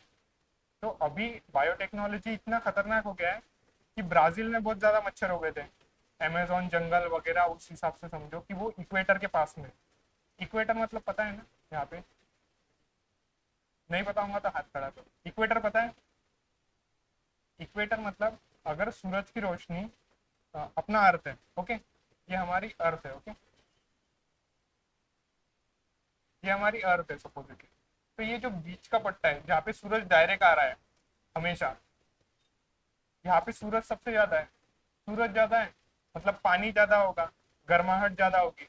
और यही एनवायरमेंट मतलब मतलब कोई भी जो सजीव चीज है, लिविंग ऑर्गेनिज्म है, उसको बढ़ने के लिए सहायता करता है। तो फिर इसमें सभी एवरग्रीन फॉरेस्ट यहीं पे है, झाड़ वगैरह सबसे ज्यादा यहीं पे है। तो ब्राजील में भी ऐसा ही था कि भाई बहुत ज्यादा पानी आ रहा है, गर्माहट है, तो फिर वहां पे कोई भी ऐसी जो चीजें है वो ज्यादा प्रपोर्शन में, ओके, तो वहां पे मच्छर भी बहुत ज्यादा हो गए थे। तो बायोटेक्नोलॉजी ने ऐसा कर दिया कि जो मेल है, मेल मच्छर है, उसे स्टेराइल कर दिया कि अब वो बच्चा ही नहीं कर सकता। तो फिर अब अगर वो बच्चा ही नहीं कर सकता, तो फीमेल एक पॉइंट के बाद में फिर नहीं होगा, बच्चा बच्चे ही नहीं होंगे, उसको अंडे ही नहीं दे पाएंगे वो, फिर वहां पे मच्छर खत्म हो जाएगी। तो ऐसा टेक्नोलॉजी का इस्तेमाल करके चीजें आगे बढ़ रही है। ओके। तो वैसे ही है कि फिर अब ये श्रीराम म्यूचुअल फंड वालों ने भी सोचा होगा शायद से वो न्यूज देखने के बाद कि हम भी थोड़ा सा आर्टिफिशियल इंटेलिजेंस का इस्तेमाल करके ये चीज करके देखते हैं।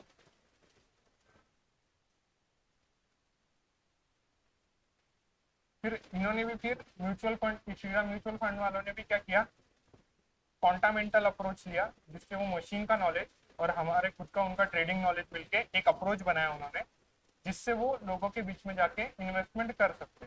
ओके। मतलब ये वही है जो इंडस्ट्री में है वो इन्वेस्ट कर सकते हैं। अब यही उसको ब्रॉडली डिफाइन किया है कि भाई वो एसेट मैनेजमेंट कंपनी होगी वगैरह वगैरह सब चीजें। पर अगर मेरे को इसको याद रखना है, श्री राम याद नहीं रहेगा डायरेक्टली, तो मैंने ऐसा किया कि भाई श्री राम जी भी टेक्नोलॉजी का इस्तेमाल करके इंडस्ट्री में इन्वेस्टमेंट कर रहे हैं, तो शायद से ये चीज याद रहेगी थोड़ा ब्रॉड लेवल पे। तो ऐसा याद रखो, मतलब चीजें याद रहेगी। अगर आप इस बार एग्जाम नहीं भी देने वाले, तो जाते जाते मुझसे ये अप्रोच लेके जाना, मतलब चीजें याद रहेंगी आपको कि भाई एकदम से चीजें याद नहीं रहती। फिर ये इसका नॉलेज था और ये इसकी न्यूज थी और ये खत्म हो गई। अब कंज्यूमर प्राइस इंडेक्स है। अब कंज्यूमर प्राइस इंडेक्स किसको पता है किसको नहीं पता है, हर तरह का। तू फिल्मी मत रहा कर यहाँ पे। तू करंट अफेयर अच्छा करेगा भाई, तू है ना सिर्फ थोड़ा सा नॉलेज ले, तेरा सच में अच्छा नॉलेज है स्टैटिक का। कंज्यूमर प्राइस इंडेक्स पता है? तू सच में बैंकिंग कर रहा था क्या? मुझे ऐसा लगता है तू पहले बैंकिंग नहीं कर रहा था, एमपीएससी कर रहा था ना तू शायद, श्योर था। हाँ, तो कंज्यूमर प्राइस इंडेक्स किसको पता है यहाँ पे? कंज्यूमर प्राइस इंडेक्स, अब थोड़ा ब्रॉडली देखो, कंज्यूमर प्राइस इंडेक्स क्या होता है मैं आपको बताता हूँ।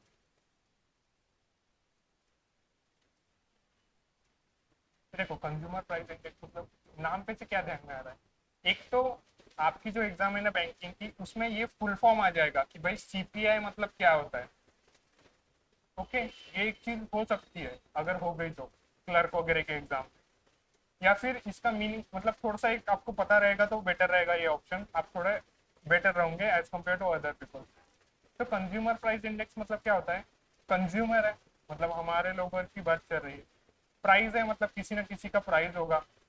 इंडेक्स मतलब क्या होता है, जब आप बुक पढ़ते हो, या फिर आप मेरे जैसे ही लग रहे हो तो बुक्स नहीं पढ़े होंगे, तो फिर आपने वो प्रैक्टिकल के जो पेजेस भरे होंगे, तो सामने एक पेज का इंडेक्स लगाया होगा आपने, जिसके अंदर टॉपिक लिखे होंगे कि भाई ये चीजें करी है, वो भी किसी ना किसी ने अच्छे लड़के ने कंप्लीट करा होगा, उसका जेरोक्स मारा होगा आपने, है ना? तो वो इंडेक्स है। तो ब्रॉडली ऐसे ही कंसिडर करो कि कंज्यूमर प्राइस इंडेक्स मतलब उसमें क्या होता है, कंज्यूमर प्राइस है। ओके। तो उसमें क्या होगा, एक इंडेक्स बनाया, अब उसमें क्या कंज्यूमर क्या क्या चीज खरीदता, खाने पीने की चीजें करेगा, कपड़े खरीदे करेगा, तो ये एक लिस्ट है बहुत सारी बहुत बड़ी।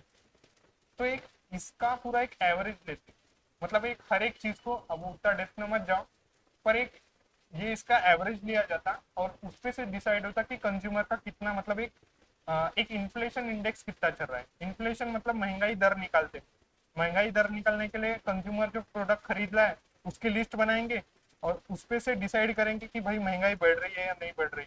ओके।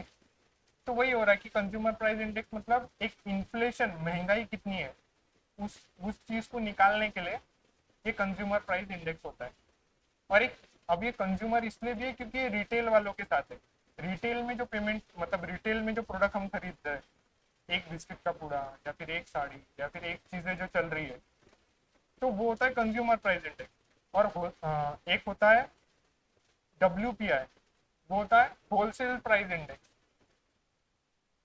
जिसमें ट्रेडर्स वगैरह डील करते हैं। तो उसमें भी एक इंडेक्स ही होता है वो भी, पर उसके अंदर अलग चीजें होंगी कि भाई थोक में चीजें होंगी कि भाई बल्क में प्रोडक्ट जो मिल रहे हैं या फिर इंडस्ट्री के बारे में वगैरह, वो चीजें उस चीज में डिफाइन होती है। मैं ये ब्रॉडली आपको बता रहा हूँ, पर मैंने आपको डेफिनेशन वहां पे दिए है कि कंज्यूमर प्राइस इंडेक्स क्या होता है और डब्ल्यू होलसेल प्राइस इंडेक्स क्या होता है। तो अगर इस पर क्वेश्चन पूछा जाएगा, तो ये पूछा जाएगा कि ये रिलीज कौन करता है, ये इंडेक्स लाता कौन है। तो ये नेशनल स्टेटिस्टिकल एक ऑफिस है, वो लाता है। ये एक चीज याद रखना। स्टैटिस्टिक्स मतलब आपको पता होगा कि भाई कुछ ना कुछ आंकड़ों से खेलते होंगे, कुछ ना कुछ देखते होंगे। तो इसलिए ये कंज्यूमर प्राइस जो इंडेक्स है वो नेशनल स्टेटिस्टिकल एक ऑफिस है, वो उस चीज को लाता है मार्केट में, मतलब वो पेश करता है। और जो हमारी मॉनेटरी पॉलिसी है ना, मॉनेटरी अथॉरिटी आरबीआई, तो वो इस इंडेक्स का सहारा लेके महंगाई देखती कि अपने इंडिया में कितनी है और कितनी नहीं है। ये चीज एक याद रखना। ये होलसेल प्राइस इंडेक्स, सिर्फ इसमें एक चीज याद रखो कि ये office of economic adviser, ministry of commerce and industry, वो इस चीज को लाता है मार्केट में, पेश करता है। अब होलसेल प्राइस इंडेक्स है, मैंने आपको पहले ही बताया कि इंडस्ट्री रिलेटेड कुछ ना कुछ होगा, तो इसलिए फिर ये जो ministry of commerce and industry है, ये इस चीज को मतलब बाहर मार्केट में लाती है। इसलिए वो नेशनल स्टैटिस्टिकल ऑफिस इसे नहीं लाता, इंडस्ट्री के लिए है, इंडस्ट्री लोगों से रिलेटेड है, इसलिए इसे होलसेल प्राइस इंडेक्स है, और ये मतलब ministry of commerce and industry लाता है। तो अभी इसमें क्या न्यूज़ चली है, तो इसमें क्या हुआ कि अभी जो सीपीआई का इंडेक्स है इन्फ्लेशन का, जैसे मैंने आपको बताया कि मॉनेटरी पॉलिसी वाला जो आरबीआई है वो इन्फ्लेशन इंडेक्स लाता, तो वो अभी 6.61% पे है। तो इस पे क्वेश्चन आ सकता है कि वो कितने पॉइंट पे है अभी, वो एक याद रखना। और एक चीज याद रखना कि इन्फ्लेशन जो है, जो महंगाई है, वो रूरल एरिया में ज्यादा है as compared to urban area. अब एक लॉजिक आएगा कि यार गांव में तो कम होनी चाहिए, क्योंकि लोग खुद के जो खाने की चीजें वो खुद बना रहे हैं। पर वो इसलिए क्योंकि हमारे इधर जो रास्ते डेवलप नहीं हुए हैं, जो फ्यूल वहाँ पे पहुँचाने के लिए एक्स्ट्रा पैसे लगते हैं, और उसकी वजह से जो पैसे जो प्रोडक्ट के वो बढ़ जाते हैं, उसकी वजह से रूरल एरिया में जो है वो महंगाई ज़्यादा रहती है as compared to urban area. फिर ये ब्रॉडली इस चीज़ पर याद रखना। हेडक्वार्टर कहाँ पे है, तो कहा मुंबई में नहीं, न्यू दिल्ली पे। और चेयरपर्सन कौन है, प्रोफेसर राजीव लक्ष्मण करांजीकर। मैंने इसका शॉर्टकट, मुझे इतना ये ऐसा लग नहीं रहा है कि ये क्वेश्चन पूछा जाएगा, इसलिए मैंने इसका शॉर्टकट नहीं बनाया। एक ब्रॉडली पढ़ के याद रखना, अगर इसका कोई बहुत ज़्यादा न्यूज़ इंपॉर्टेंट है इस पर्सन रिलेटेड, तो मैं आपको बता दूंगा कि इसको भी कैसे रटना चाहिए। फिर अब नेक्स्ट चीज़ है कि एशियन डेवलपमेंट बैंक है। ऐसा मोनोटोनस नहीं हो रहा है ना, चीज़ें समझ में आ रही है ना आपको, ऐसा थोड़ा ब्रेक वगैरह लेना चाहिए या फिर थोड़ा डाइवर्सिफाई करना चाहिए, ऐसा कुछ नहीं लग रहा है ना। तो देखिए, एक एशियन डेवलपमेंट बैंक है जिसने फर्स्ट टाइम एक बायोडाइवर्सिटी एंड नेचुरल बॉन्ड निकाला।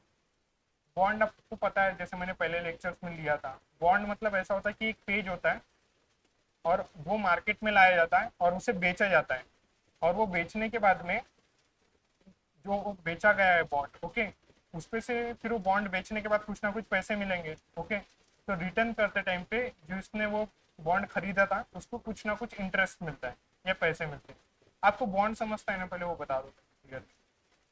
समझ रहा है ना बॉन्ड, किसी एक को भी अगर नहीं समझता है तो बताओ, मैं वापस बॉन्ड पढ़ाने को तैयार हूँ, ज्यादा बड़ा टॉपिक लगे तो मैं ब्रॉडली बता देता हूँ कि बॉन्ड क्या होता है। बॉन्ड मतलब एक ऐसा पेपर होता है, ओके, उसके ऊपर ऐसा लिखा होगा कि 100 रुपए, और उसके ऊपर मिला होगा कि भाई आपको इंटरेस्ट मिलेगा भाई 10% इसके ऊपर।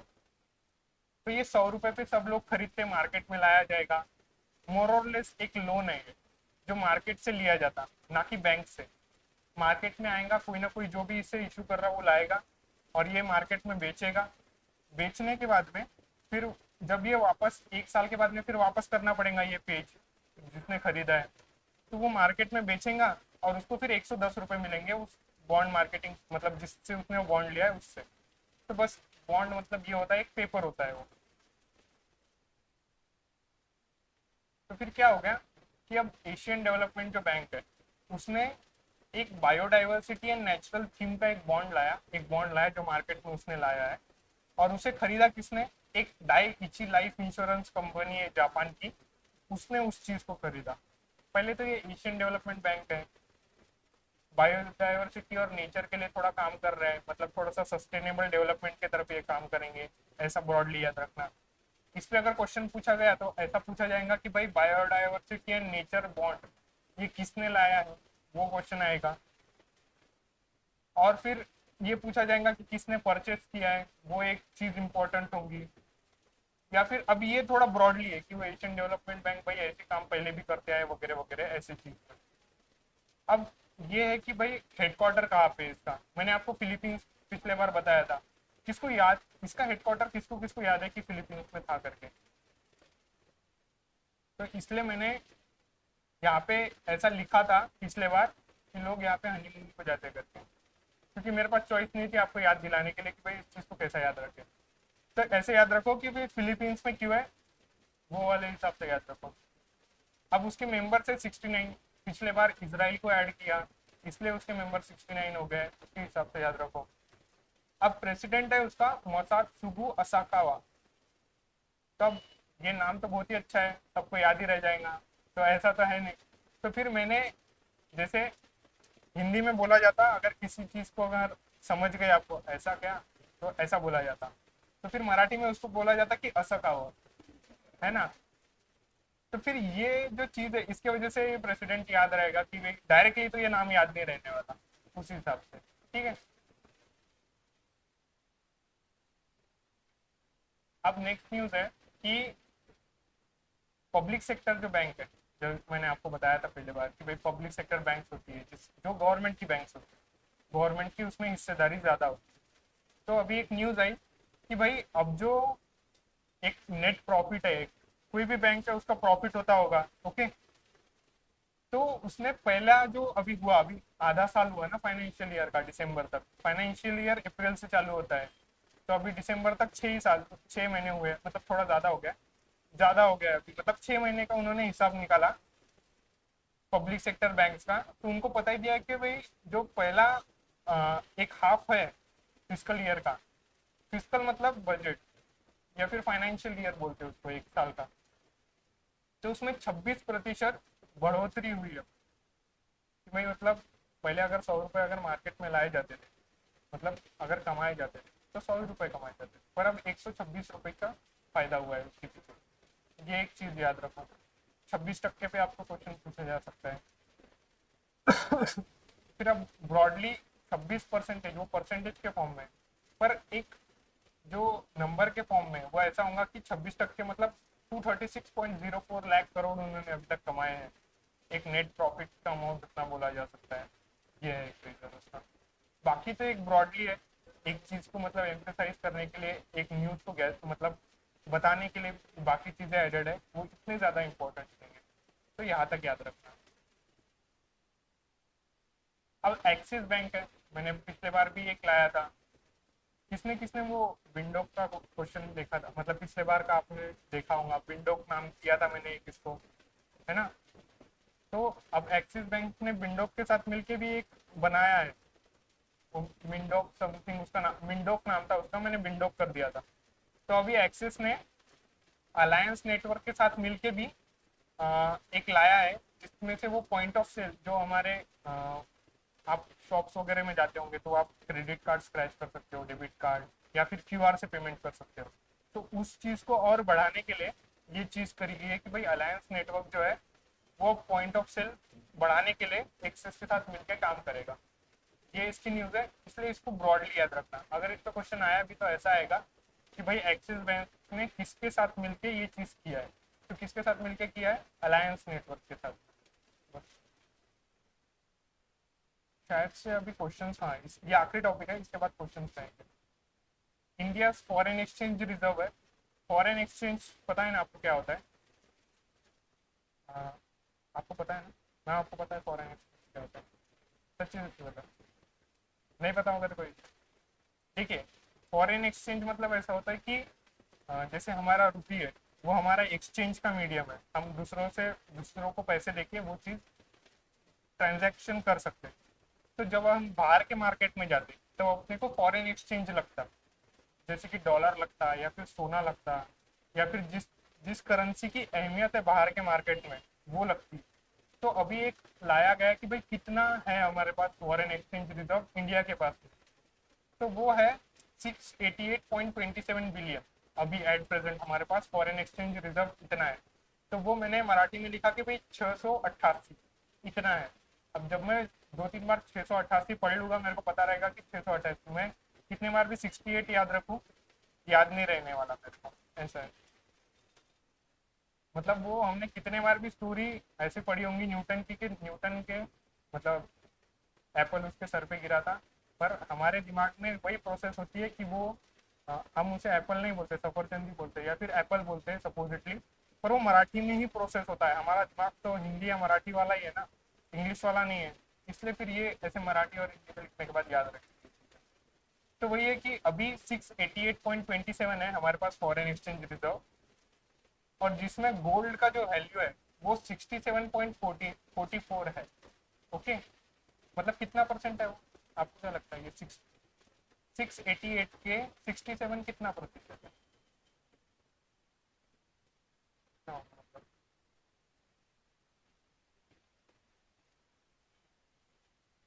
मैथ्स अच्छा होगा ना यार, मैथ्स को अच्छा रखो। 10% मोर और लेस है ना, तो बस उतना कि भाई वो इतना है अभी कॉलेज।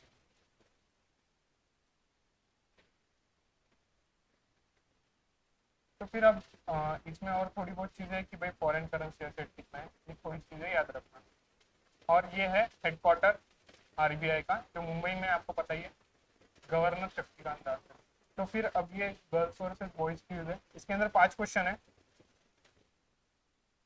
तो एक लड़के को यहाँ पे आना पड़ेगा और टिक करना पड़ेगा, उसके कितने राइट रहते हैं कितने राइट नहीं रहते हैं मेरे को उस चीज़ से फर्क नहीं पड़ता, सिर्फ यहाँ पे आके टिक कर देना, कोई भी चलेगा। तो पहले लड़कों को चांस देते हैं, फिर सेकंड लड़कियों का, और फिर कंपेयर करेंगे कि फिर लड़के जीते या लड़कियां जीते। तो कौन लड़का आना चाहता है यहाँ पे? 5 क्वेश्चन टिक करना, आ जाओ भाई। अब हाँ, अरे नहीं, कुछ नहीं होता है, जो अभी टॉपिक पढ़े है उसी का है, जो टॉपिक पढ़े वही है ना। ये जो 5 6 अभी मैंने 7 8 टॉपिक लिए ना, उसी के बेसिस पे वो क्वेश्चन है, और एक भी दूसरा टॉपिक नहीं रहेगा, उतना मैं बोल सकता हूँ।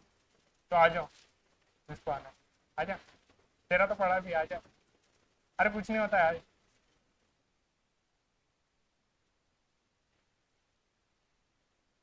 अब लड़कियों में से कोई ना कोई एक आएगा इसके बाद, तो सोच लो किसे आना चाहते हैं। 1 सेकंड रुक जा, मैं 4 मिनट का टाइमर लगा रहा हूँ, तो फिर 4 मिनट में टिक करना है।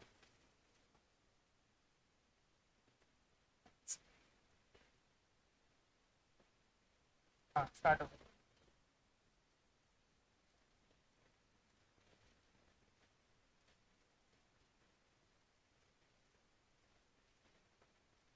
जाता जाता।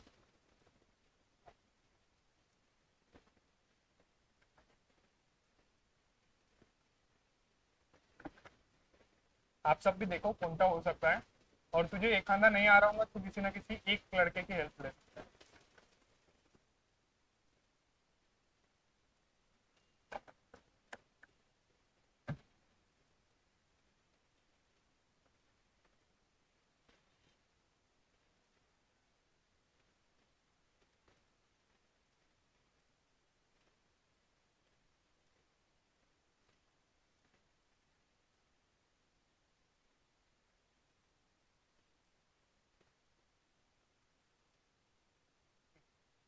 मैं याद रखता हूँ, DHL।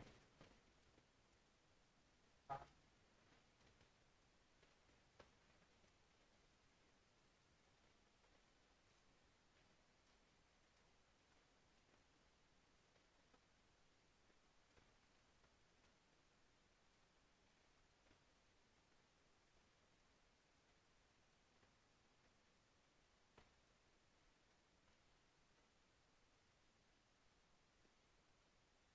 ढाई मिनट बचा है। ए, ए है ना?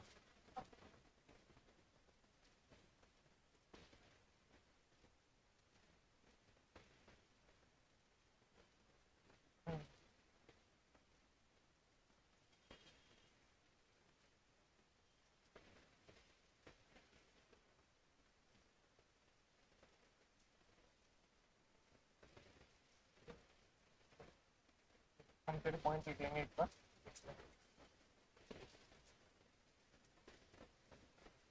फर्स्ट का क्या बोला, ये इसका कौन सा बोला है, फिफ्थ का? डी ना? डी। ओके। फोर्थ का?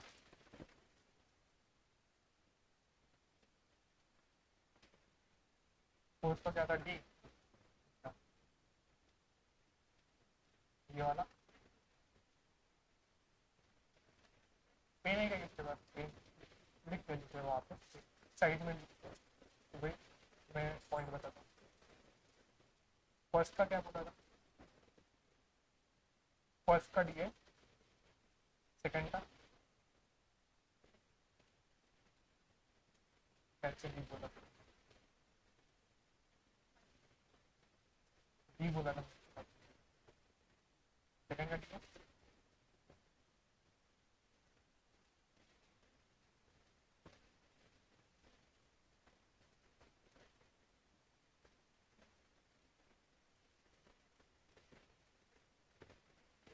ए, सेकंड का ए है, थर्ड का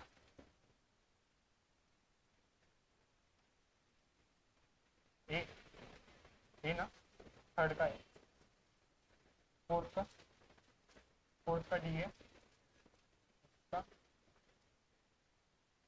बी है, फिफ्थ का बी।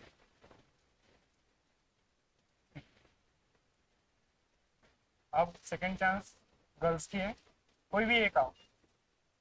अब वो तुम सोचो किसको भेजना है, क्योंकि इज्जत दाव पे लग गए।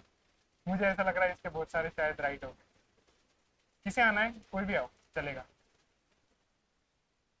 कॉन्फिडेंस यही बढ़ेगा, बड़ा कोई भी आ सकता है। थोड़ा इन्वॉल्वमेंट दिखाओ। मैम आप आ जाओ, आ जाओ, कुछ नहीं होता है। बेइज्जती तो वैसे भी नहीं होने वाली है, कुछ भी नहीं होने वाला है। जिसको टिक करना है, क्योंकि अभी जो न्यूज हुआ है ना, उसी में से कोई ना कोई क्वेश्चन है। और लड़कों लड़कों का कोई ना कोई आया है। लड़के और तुम्हारा प्रोपोर्शन लड़कों से दुगना तिगना तिगना है शायद से। तो कोई ना कोई एक तो आ ही जाओ, हिम्मत कर सकते हो उतना। अरे कोई तो आओ यार, कोई भी आओ, एक चल आ जाओ। तालियां बजाओ यार, वो आए तब यार।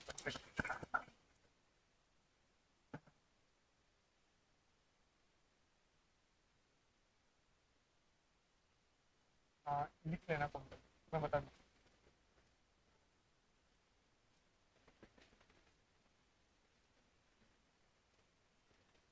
हाँ, डी फर्स्ट।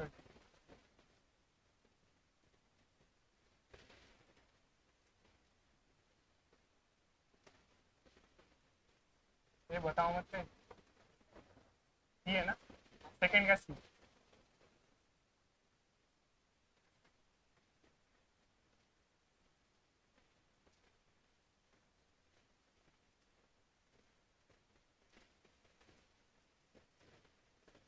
सी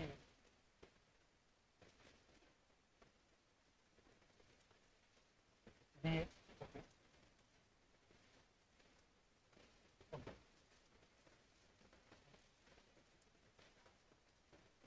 हाँ लास्ट का सी है, तो बी है, बी है ना। तो लड़कियां जीती है इसमें, लड़कों का थोड़ा सा इश्यू हो गया है। मैं अभी थोड़ा क्लेरिफाई कर देता हूँ कि ये जो है, ये हमने पढ़ा था कि इसका डी आंसर है। 25% है, मैंने पहले बताया था। मैं इसलिए बोल रहा था कि स्टार्टिंग से ध्यान रखो। Which of the following is not a condition imposed by SEBI on Indian mutual fund investing in foreign mutual fund union territory? कौन सा कंडीशन नहीं लगा है? मैंने ये वाला कंडीशन बोला था कि ब्लाइंड पूल है, एडवाइजरी एग्रीमेंट नहीं होने वाला है, ये भी मैंने आपको बताया था। ये मैंने कहानी बताया था कि भाई Indian mutual funds can create separate investment vehicle for different investor. ऐसा नहीं है, सेपरेट फंड मैंने बोला था कि नहीं क्रिएट हो सकता। The exposure to Indian securities should not be exceed 25%, ये हुआ था। There is an observer period of 6 months for portfolio rebalancing, ये भी हुआ था। दो क्वेश्चन हो गए। थर्ड का, which of the following statement accurately reflects the trend in income distribution in India as per SBI report? तो कौन सा है कि भाई जो लोअर है, लोअर इनकम जो ग्रुप है, उनके बीच की डिस्पैरिटी कम है, वही रीजन था। बाकी के ऑप्शंस कट हो जाते हैं कि भाई इंक्रीज हो गई या फिर decrease significantly for all income group नहीं है, लोअर इनकम ग्रुप्स में हुई है। 5 लाख से कम मतलब लोअर वाले होते हैं, डायरेक्ट 5 लाख नहीं आने वाला। इसलिए बोल रहा था कि थोड़ा ध्यान दो क्लास। ये मैंने यूपी बताया था, बाबा जी आए करके। और ये अभी अभी किया है हमने, 10% हुआ था। तो ये इसके आंसर है। मैं, आपका नाम क्या है? तो खुशी मैम ने बहुत सही से आंसर दिया है। भाई तूने 3 बराबर दिया है, पर दोनों भी यहाँ पे आए हैं, इसलिए पर्टिकुलरली कोई ना कोई गिफ्ट मिलेगा इनको। तो कोई एक देना, या पास ऑन कर दो ये उन्हें पास ऑन कर दीजिए। और भाई ले पकड़, ये दे दे पीछे उसे।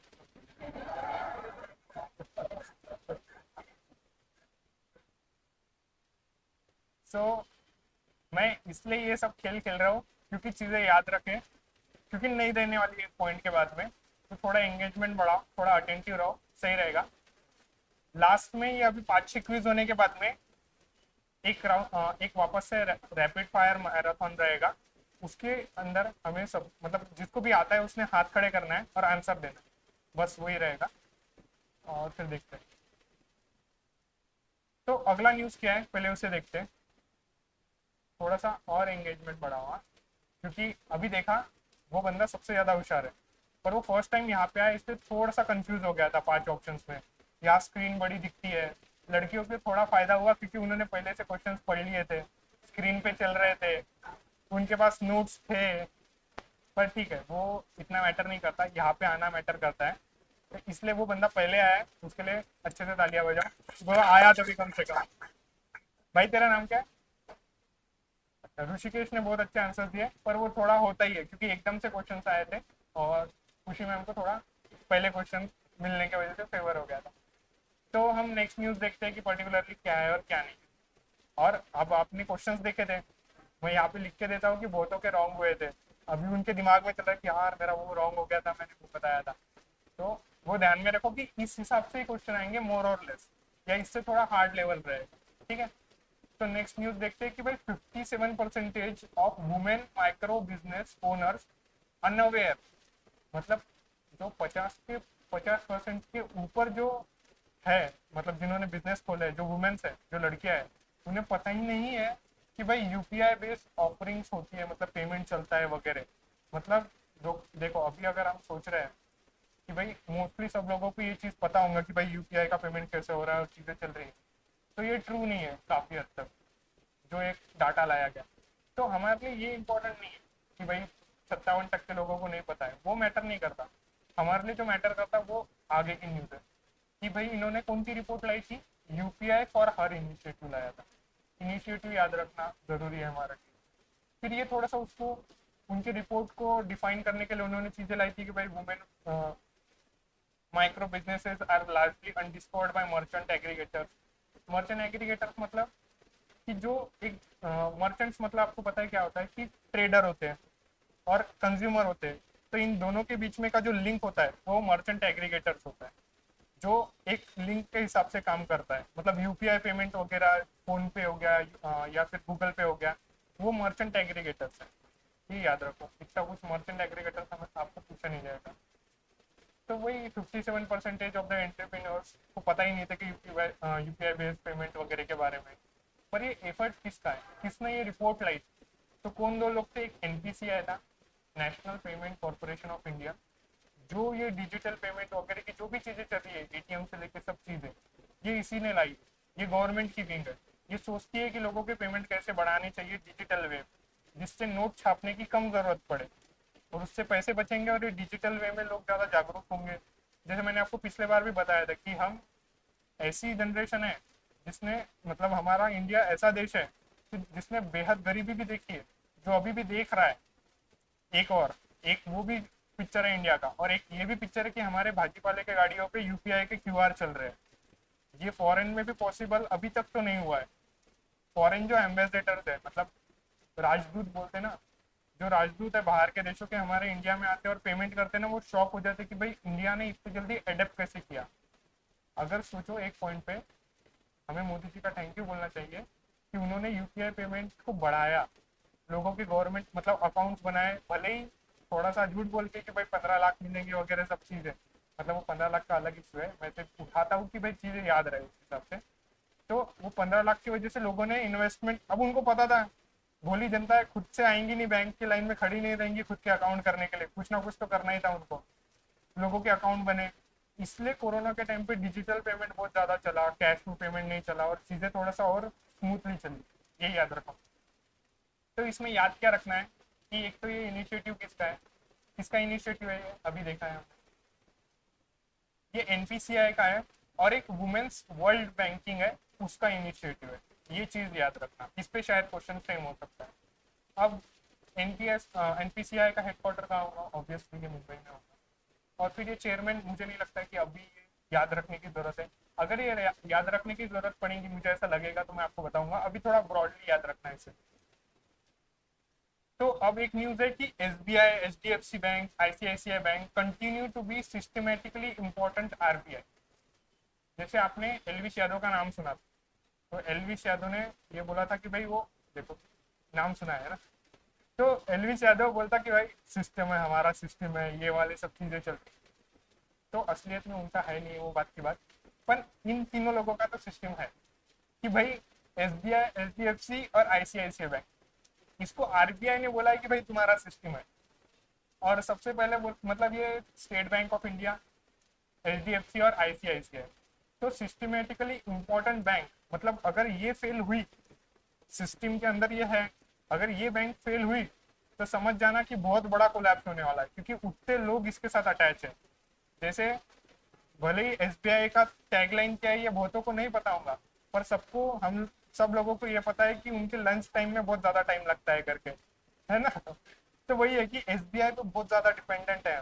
तो फिर उसकी छोटी छोटी चीजें भी हमें पता है कि भाई उनके लंच टाइम पे वो ज्यादा टाइम लेते हैं, या फिर वहां पे जाने के बाद वो हमारे को बहुत ज्यादा इज्जत देते हैं, एकदम ऐसा कि भाई क्या चाहिए आपको वगैरह, है ना, नहीं देते नहीं इज्जत। तो वही है कि हर छोटी चीज उसी बंदे की याद है जिसकी इज्जत है। तो फिर ऐसे ही है कि भाई ये तीनों को और दर्जा दिया है कि भाई तुम सिस्टमेटिकली इंपॉर्टेंट बैंक हो करके। तो फिर सिस्टमेटिकली इंपॉर्टेंट बैंक हो मतलब, जैसे स्पाइडरमैन में का मूवी में का एक डायलॉग था कि भाई with great responsibility, with great powers comes great responsibility. तो फिर इनके पास ज्यादा पावर है, तो इनके ऊपर रिस्पॉन्सिबिलिटी भी ज्यादा है। तो रिस्पॉन्सिबिलिटी ज्यादा होने की वजह से अब कैसा है कि अब उनकी बैंक है, उनको उस चलाने के लिए कुछ ना कुछ फंड साइड में रखना पड़ता होगा रोज की चीजें। तो अब इनको बढ़ा दिया कि भाई पहले 0.60% था कि उतना फंड तुम्हारे को रखना पड़ेगा, पर अब वो बढ़ा के 0.80% कर दिया गया है। तो ब्रॉडली याद रखना कि भाई पहले 60 था, बस कर दिया गया है ऐसे सेंस में। या फिर कौन से बैंक से जो सिस्टमेटिकली इंपॉर्टेंट बैंक है, ये वाला क्वेश्चन फ्रेम हो सकता है इस पे से, ऐसा है। एचडीएफसी बैंक में भी 20 बेस पॉइंट की बढ़ोतरी हुई है, जो 0.40 हो गया है अभी। ये एक चीज है। सिस्टमेटिकली इंपॉर्टेंट बैंक मैंने आपको बताया कि वो क्रॉस जुरिस्डिक्शनल उसके पावर रहते वगैरह वगैरह। और ये भी ब्रॉडली ऐसा है कि पढ़ लेना ही इतना जरूरी है, और इसमें उतना कुछ बताने जैसा भी नहीं है, एक न्यूज कवर हो गई है इसके साथ जो मैंने अभी बताया उसके साथ। अब है कि भाई चेयरमैन मैंने बताया छल्ला नाम एसबीआई वाले का, तो फिर उस पे से वो चीज याद रखना। और फिर मैंने ये जो है ना एच का जो टैगलाइन है, उसको याद रखने के लिए एक चीज बोला था, किसी को पता है क्या? We understand your world. ये मैंने पिछले बार डिफाइन किया था कि वी अंडरस्टैंड योर वर्ल्ड, मतलब मैंने ये बताया था कि ये आपके गर्लफ्रेंड या बॉयफ्रेंड के बारे में जानता है। क्योंकि बहुत सारे ऐसे हैं कि उनका ऐसा मानना है कि मेरी गर्लफ्रेंड ही मेरे लिए वर्ल्ड है। तो ऐसा करो कि भाई अगर ये बोल रहा है कि वी अंडरस्टैंड योर वर्ल्ड, मतलब ये आप आपकी गर्लफ्रेंड को, बॉयफ्रेंड को वर्ल्ड मान रहे हो, और ये आपके वर्ल्ड के बारे में जानता है, मतलब ये बहुत सारी चीजें जानता होगा। तो फिर उस पे से ये टैगलाइन याद रखो, वैसे तो याद नहीं रहने वाली डायरेक्ट। फिर एक नेक्स्ट न्यूज है कि भाई फोन पे और भारत कनेक्ट नाम का एक पार्टनर है। ये भारत कनेक्ट मतलब ये भी डिजिटल पेमेंट वगैरह के लिए हेल्पफुल है, वो बढ़ाता है उस चीज के लिए। और ये एनपीसीआई ने ही लाया था, जैसे मैंने आपको बताया गवर्नमेंट की विंग है, वो इन चीजों पे ध्यान देती है वगैरह सब चीजें। तो फिर अब ऐसा है कि भाई जो नेशनल पेंशन सिस्टम है हमारी, उसके अंदर भी डायरेक्ट फोन पे से हम पेमेंट कर सकते हैं। कोई ऐसा और अच्छे से करने की जरूरत नहीं है, डायरेक्ट भाई फोन पे से भी हम, जैसे इलेक्ट्रिक बिल भरते आते हैं, नल बिल भरते आता है, वैसे भी अब नेशनल पेंशन सिस्टम है, उसके अंदर भी हम पैसे डाल सकते हैं। पर अब कुछ चीज़ें नेशनल पेंशन सिस्टम के बारे में भी हम जान लेते हैं। नेशनल पेंशन सिस्टम ऐसी है कि 2004 के बाद में आई है, और 2009 के बाद सब लोग इसको सब्सक्राइब कर सकते हैं, आप या मैं भी कर सकते हैं। पर उसके लिए एक अट है कि भाई 18 से 65 साल का आदमी इसे कर सकता है, उसके बीच में ही इसे करा जाएगा, सब्सक्राइब करा जाएगा, एक अमाउंट दी जाएगी और जितना आपने अमाउंट दिया है उस हिसाब से ही आपको 65 साल के बाद में उतने पैसे मिलेंगे। मेरा तो ऐसा ही मानना है कि 65 साल के बाद की दुनिया कितने ही तो उनको भी पता है कि 65 साल बाद जितने अपने हेल्थ वाली सेडेंट्री लाइफ बन चुकी है, एक कुर्सी में बैठ के कार्यक्रम चल रहा है अपना शांति से, 65 साल के बाद में हम लोगों में से कौन ही बचने वाला है। तो उन्होंने बराबर दिमाग लगा के 65 साल तक कंट्रीब्यूट करो भाई, तुम बचे तो हम तुम्हारे को पैसे देंगे जितने तुमने कंट्रीब्यूट किए उस हिसाब से। तो वही है, तो इसको कोई भी सिटीजन जो है वो सब्सक्राइब कर सकता है। और ये मोस्टली जो अनऑर्गेनाइज सेक्टर है, जैसे आपने कोरोना के टाइम पे देखा होगा कि भाई बहुत लोग ऐसे रास्ते से चलते हुए जा रहे थे जो माइग्रेंट लेबरर्स वगैरह थे, जो भी अनऑर्गेनाइज सेक्टर के लोग हैं ना, उसके लिए मेनली ये चीज लाई, उनके लिए भी एक लाया गया था कि भाई उनका भी फंड कहाँ ना कहाँ जाए करके उस हिसाब से। वॉलेंट्री है, मतलब कोई भी आके अपने हिसाब से जितना तुझे कंट्रीब्यूट करना है वो कर सकता है। नेक्स्ट न्यूज है कि भाई एक TREDS करके है, मैं सिंपलिस्ट वे में बताता हूँ आपको कि इसमें क्या हुआ कि गवर्नमेंट रिड्यूसेस टर्नओवर। इसमें क्या होता है, जो भी स्मॉल मीडियम एंटरप्राइजेस होती है ना, उनको क्या होता है, अब वो किसी ना किसी को चीजें बेचेंगी, तो फिर वो बेचते टाइम में क्या हो जाता है, जैसे तुम बेचेंगे अब उनका अपने जैसा नहीं रहता, वो बहुत बड़ा अमाउंट किसी ना किसी को उनका गुड्स का दे रहा है। ओके, तो वो बाहर वाला डायरेक्टली पेमेंट नहीं कर सकता उनको उतना बड़ा अमाउंट। तो उस टाइम पे क्या होता है, अब वो बड़े बड़े जो लोग हैं तो वो चला लेंगे कि भाई मैं तेरे को प्रोडक्ट दे दे रहा हूँ, तो जब तेरे पैसे आएंगे तब मेरे को दे देना। पर अब स्मॉल इंडस्ट्रीज तो इसमें सर्वाइव ही नहीं कर पाएंगी ना कि भाई तू कभी भी देगा, मतलब वो बोलेगा भाई मैंने मेरे मतलब सब कुछ बेच के मेरा धंधा बिठाया है और तू कभी भी देगा, मतलब मैं तब तक क्या भूखा मर जाऊँ क्या, या फिर मैं उसकी कंपनी चलेगी नहीं एटलीस्ट। फिर इसलिए फिर गवर्नमेंट ने सोच के एक TREDS करके स्कीम लाई थी। उसमें ऐसा है कि भाई आ, जब आप मार्केट में जाओगे, आप बताओगे कि मैंने इसको सो एंड सो को इतने पैसे मतलब मेरा प्रोडक्ट दिया है, और आपके पास में एक TREDS का प्लेटफॉर्म होगा जहाँ पे आप जाओगे कि भाई आपका बिल होगा आपके पास कि भाई मैंने इतना पेमेंट इसको मतलब गुड्स दिया है और ये उसका बिल है। तो बिल के ऊपर वहाँ पे जो प्लेटफॉर्म पे के लोग हैं दो चार, वो आपको फाइनेंस करेंगे, वो पैसे देंगे कि भाई हाँ ठीक है, तूने हम उनसे पैसे निकलवा लेंगे जिसको तूने गुड्स दिया है, तू अभी हमसे पैसे ले ले और फिर तू तेरी चीजें चलने दे। ऐसा है, मतलब वो तुमने मूवीज वगैरह देखी होंगी, तो फिर वो ऐसा कौन सा मूवी था वो बांडिया का मूवी कौन सा था, नहीं वो कोई तो एक संजय दत्त का मूवी था, उसमें मांडवली बादशाह करके एक रहता है, ऐसा क्या बोलते हैं झगड़े चलते रहते हैं दो पार्टी की तरफ से, तो वो फिर 10 लाख रुपए देने की बात करता है कि भाई पैसे दे देना करके, और फिर मैं संजय दत्त को नहीं मारूंगा करके। सुना ही होगा यार तुमने वो जगह। हाँ हाँ, वास्तव, वास्तव देखा होगा आपने, सबने देखा है ना वास्तव। अरे यार, तुमने रामायण, तुम क्या कर रहे हो जिंदगी में, क्या कर रहे हो तुम, क्या करते तुम, तुम्हारे एक सेकंड, वहाँ पे विपुल सर नहीं है क्या?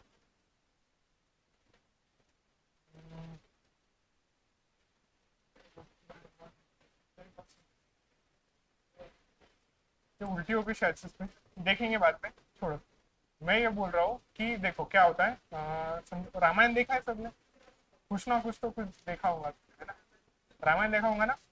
तो रामायण में तुमने ये देखा होगा कि भाई जब सीता जी को लेके चले जाते तो हनुमान जी जाते कि भाई मैं एक बार पूछताछ करके आता हूँ, चीजें देख के आता हूँ कैसा है, फिर एक वापस आते, फिर राम जी को अश्योरेंस हो जाता कि भाई हाँ यहाँ पे है और यहाँ लड़ने जाना पड़ेगा करके। ओके, तो वैसा ही ये बात है, इसमें क्या हुआ है कि भाई अब इसने बिल दे दिया, मतलब इसने ट्रेड कर लिया है, इसने इसके जो रोल था, मतलब एक गुड्स जो देना था किसी कंपनी को, मैं ऐसे वे में बताता हूँ, शायद से ऐसा लग रहा है कि नहीं समझ रहा है वो तो को करके। तो सपोज करो कि ये एक MSME है, मतलब एक स्मॉल कंपनी है, और उसने इस कंपनी के साथ में ट्रेड किया है, तो ये कंपनी को इसने उसके गुड्स दे दिए है, पर अभी तक पैसे नहीं आए। ओके, तो फिर अब ये पैसे आने को टाइम भी लगेगा क्योंकि करोड़ों का काम होगा या फिर अच्छे खासे लाखों का काम होगा, एकदम से पैसे देते नहीं आते। फिर वैसे भी ये व्यवहार को टाइम लगता, कंपनियां है बड़ी बड़ी, उसमें सब चीजें चलेंगी। पर अब गवर्नमेंट को दिखाई दिया कि भाई इसकी वजह से क्या होता है, ये जो कंपनी है ना स्मॉल वाली, ये सफर करती है और ये मर जाती है उसकी वजह से, क्योंकि इसने गुड्स तो दे दिए और उसमें जो खर्चा लगा वो भी इसका लग गया। पर अब इसको जो इसने ट्रांसफर किया है उसके पैसे ही नहीं मिलते हैं, तो फिर इसने क्या करा, एक प्लेटफॉर्म बनाया है TREDS करके, बस ऐसे ही रखो याद। तो वो क्या करता है, वो प्लेटफॉर्म पे ये इसका बिल लेके जाता है, ये SBI मतलब ये स्मॉल कंपनी की, भाई ये मेरा बिल है। फिर इसके ऊपर बहुत सारे ऐसे लोग हैं, 3-4 लोग हैं प्लेटफॉर्म के ऊपर, ये बोलते ठीक है ये तेरा बिल है ना, हम तेरे को ये पैसे दे दे रहे हैं, ये ले पैसे इस बिल के ऊपर। और ये बिल के जो पैसे इसको मिल जाते हैं, तो फिर ये जो बिल इसको फिर ये बिल इसको दे देता है, ये छोटा कंपनी वाला, ये जो 4-5 लोग थे उसको, और फिर ये जो 4-5 लोग हैं ये इससे पैसे निकलवाते हैं। मतलब फिर उसकी वजह से इसके पास जो पैसे है वो आ जाते एट दी एंड, जो छोटा कंपनी है उसके लिए। एकदम से इस पे क्वेश्चन नहीं पूछा जाएगा, पर मुझे उस टॉपिक पे अंडरस्टैंडिंग बनानी थी, फिर इसलिए मैंने वो बता दिया। तो अब कैसा हो जाता था कि अब ये TREDS पे कौन से कंपनी रजिस्टर्ड है जो 500 करोड़ के ऊपर कमा रहे हैं उसका। पर अब ऐसा कर दिया कि 250 करोड़ का भी जिसका टर्नओवर है, एकदम आधा कर दिया निर्मला सीतारमन जी। जिनका 250 करोड़ का भी टर्नओवर है, उनको भी फिर ऐसा है कि वो उस प्लेटफॉर्म पे जाना ही जाना पड़ेगा, अगर वो स्मॉल इंडस्ट्रीज के साथ ट्रेड कर रहे हो। तो बस इतना याद रखो कि भाई स्मॉल कंपनी मतलब 250 करोड़ की जो कंपनी है, उनको भी TREDS के प्लेटफॉर्म पे जाना पड़ेगा, इतना याद रखो। और वो किसके लिए है, कितने तारीख से ये करने वाले हैं, तो मार्च के 31 2025 को, तारीख भी पूछी जा सकती है। और ये भी याद रख लो कि भाई ये इसका MSME का मिनिस्टर कौन है, जीतन राम मांझी। अब मेरे लिए ये इसलिए मैं याद रख पा रहा हूँ क्योंकि मांझी का नाम सुना होगा आपने, मांझी द माउंटेनियर, वो बीच में नवाजुद्दीन सिद्दीकी का मूवी आया था, है ना। देख लेना, मैं जो बता रहा ना मूवी देख लेना है तो तुम तो नवाजुद्दीन सिद्दीकी एक बहुत ज्यादा मतलब एक लवर के हिसाब से दिखाया है उस मूवी में, वो बहुत ज्यादा मेहनत देता, पहाड़ तोड़ता, रास्ता बनाता, वो सब चीजें। तो मेहनती आदमी है ना एट दी एंड। तो फिर ये MSME में भी मेहनती करने वाला ही आदमी कोई ना कोई होना चाहिए, तो फिर इसको भी मांझी क्यों ही इसकी सीट दी है, ऐसे याद रखो भले ही तो। और ये TREDS को मैंने जैसे आपको बताया, एक डिजिटल प्लेटफॉर्म है जिसमें फाइनेंस किया जाता है MSMEs का, जो रिसीवेबल्स मतलब जो एक बिल रहता तो पेमेंट वगैरह उसके हिसाब से याद रखना। और कौन कौन है इस पे ये वाला चीज है पर्टिकुलर, ओके। मुझे ऐसा लग रहा है कुछ छूट गया है, इस पर मैंने ऐड नहीं किया, मैं नोट्स में डाल दूंगा उसकी। हाँ ये छूट रहा था मेरे को। ये TREDS प्लेटफॉर्म पे ये लोग है, RXIL, ये याद रखना, ये पूछे जा सकते हैं। M1 exchange, invoice smart, C2 train, ऐसे एक दो बार सिर्फ नजर घुमा दो तुम्हें याद रह जाए। और उस पर क्या क्वेश्चन पूछा जा सकता है मैंने एक डाला है, वो पूछूंगा आपको। अब एक मास्टर कार्ड है, मास्टर कार्ड एक कार्ड होता है, ओके, जिससे पेमेंट हो सकती है। मास्टर कार्ड होगा आपके पास में, ATM मतलब मास्टर कार्ड का भी एक ATM होता है, ओके। तो अब क्या होता है, वो मास्टर कार्ड से हम हमारे ही इधर पे कर सकते हैं, ओके। हम बाहर जाके पेमेंट नहीं कर सकते उस चीज़ की। तो फिर इन्होंने मास्टर कार्ड वालों ने क्या किया अब, क्योंकि ये USA का है, ओके, तो इसके बहुत सारे कॉन्टैक्ट्स है, लिंकेजेस है, तो इसने एक टेक्नोलॉजी बनाई कि जिसमें उसने लॉन्च किया पे लोकल करके। ये उसने एक मतलब ऐप टाइप में है, डिजिटल वॉलेट है, ये डिजिटली होगा सिर्फ तुम्हारे फोन में प्रेजेंट। तो उसमें ऐसा हो जाएगा कि भाई मास्टर कार्ड पे लोकल का जो एक डिजिटल वॉलेट होगा, तो उससे ऐसा होगा कि तुम बाहर देश में भी चले गए कहाँ पे, तो वो तुम उस वॉलेट से पे कर सकते हो सामने वाले को, क्योंकि तुम्हारा कार्ड तो वहाँ पे नहीं चलेगा। तुम्हारे जो कार्ड्स है, तुम्हारे पास जो ATM कार्ड्स वगैरह है ना, वो नहीं चलते बाहर के देशों में, ये मास्टर कार्ड वगैरह चलता है। पर मास्टर कार्ड भी बहुत जगह पे एक्सेप्टेड नहीं है। फिर वहाँ पे अगर आपको पैसे पे करना है, तो फिर उस टाइम पे कैसा किया इन्होंने, एक टेक्नोलॉजी लाई कि भाई अब पे लोकल करके उन्होंने एक डिजिटल वॉलेट लाया, वो डिजिटल वॉलेट से तुम पेमेंट कर सकते हो। जैसे फोन पे में वॉलेट वगैरह रहता है, जो UPI के तुम्हारे अकाउंट के पैसे रहते हैं वो अलग हो गए, एक डिजिटल वॉलेट रहता है अलग से बनाया हुआ, तो उसके अंदर जो पैसे है ना वो तुम यूज कर सकते हो बाहर के देश में पे करने के, ऐसा है। या फिर समझ नहीं आ रहा होगा तो सिर्फ इतना याद रखो कि मास्टर कार्ड ने एक पे लोकल नाम की स्कीम लाई है, एक लॉन्च किया है, जिससे तुम बाहर के देशों में भी उससे पेमेंट कर सकते हो। तुम्हें अभी भी गर्मी नहीं हो रही है? हाँ तो फिर पंखा लगा सकते हो गर्म। तो ये एशिया पैसिफिक लोगों को सबसे ज्यादा हेल्पफुल रहेगा वगैरह वो सब चीजें। एशिया पैसिफिक, क्योंकि ये मास्टर कार्ड हम हमारे देश की न्यूज कवर करते हैं, इसलिए फिर ऐसा याद रखो कि ये एशिया पैसिफिक हमारा जो रीजन है वहाँ पे इस चीज का बहुत मदद होगी। और हेडक्वार्टर कहाँ पे मास्टर कार्ड का, मैंने आपको बताया कि यूएसए का है, तो यूएसए में उसका हेडक्वार्टर होगा, उस हिसाब से याद रखो। हाँ, फिर एक नेक्स्ट न्यूज है कि भाई आरबीआई ने मतलब एफडीआई जो है ना, हम जो बाहर भेजते हैं, जैसे मैंने आपको फॉरेन डायरेक्ट इन्वेस्टमेंट पढ़ाया, तो अब ऐसा नहीं है कि फॉरेन डायरेक्ट इन्वेस्टमेंट हमारे इधर ही आ रही है, हम भी बाहर भेज रहे हैं।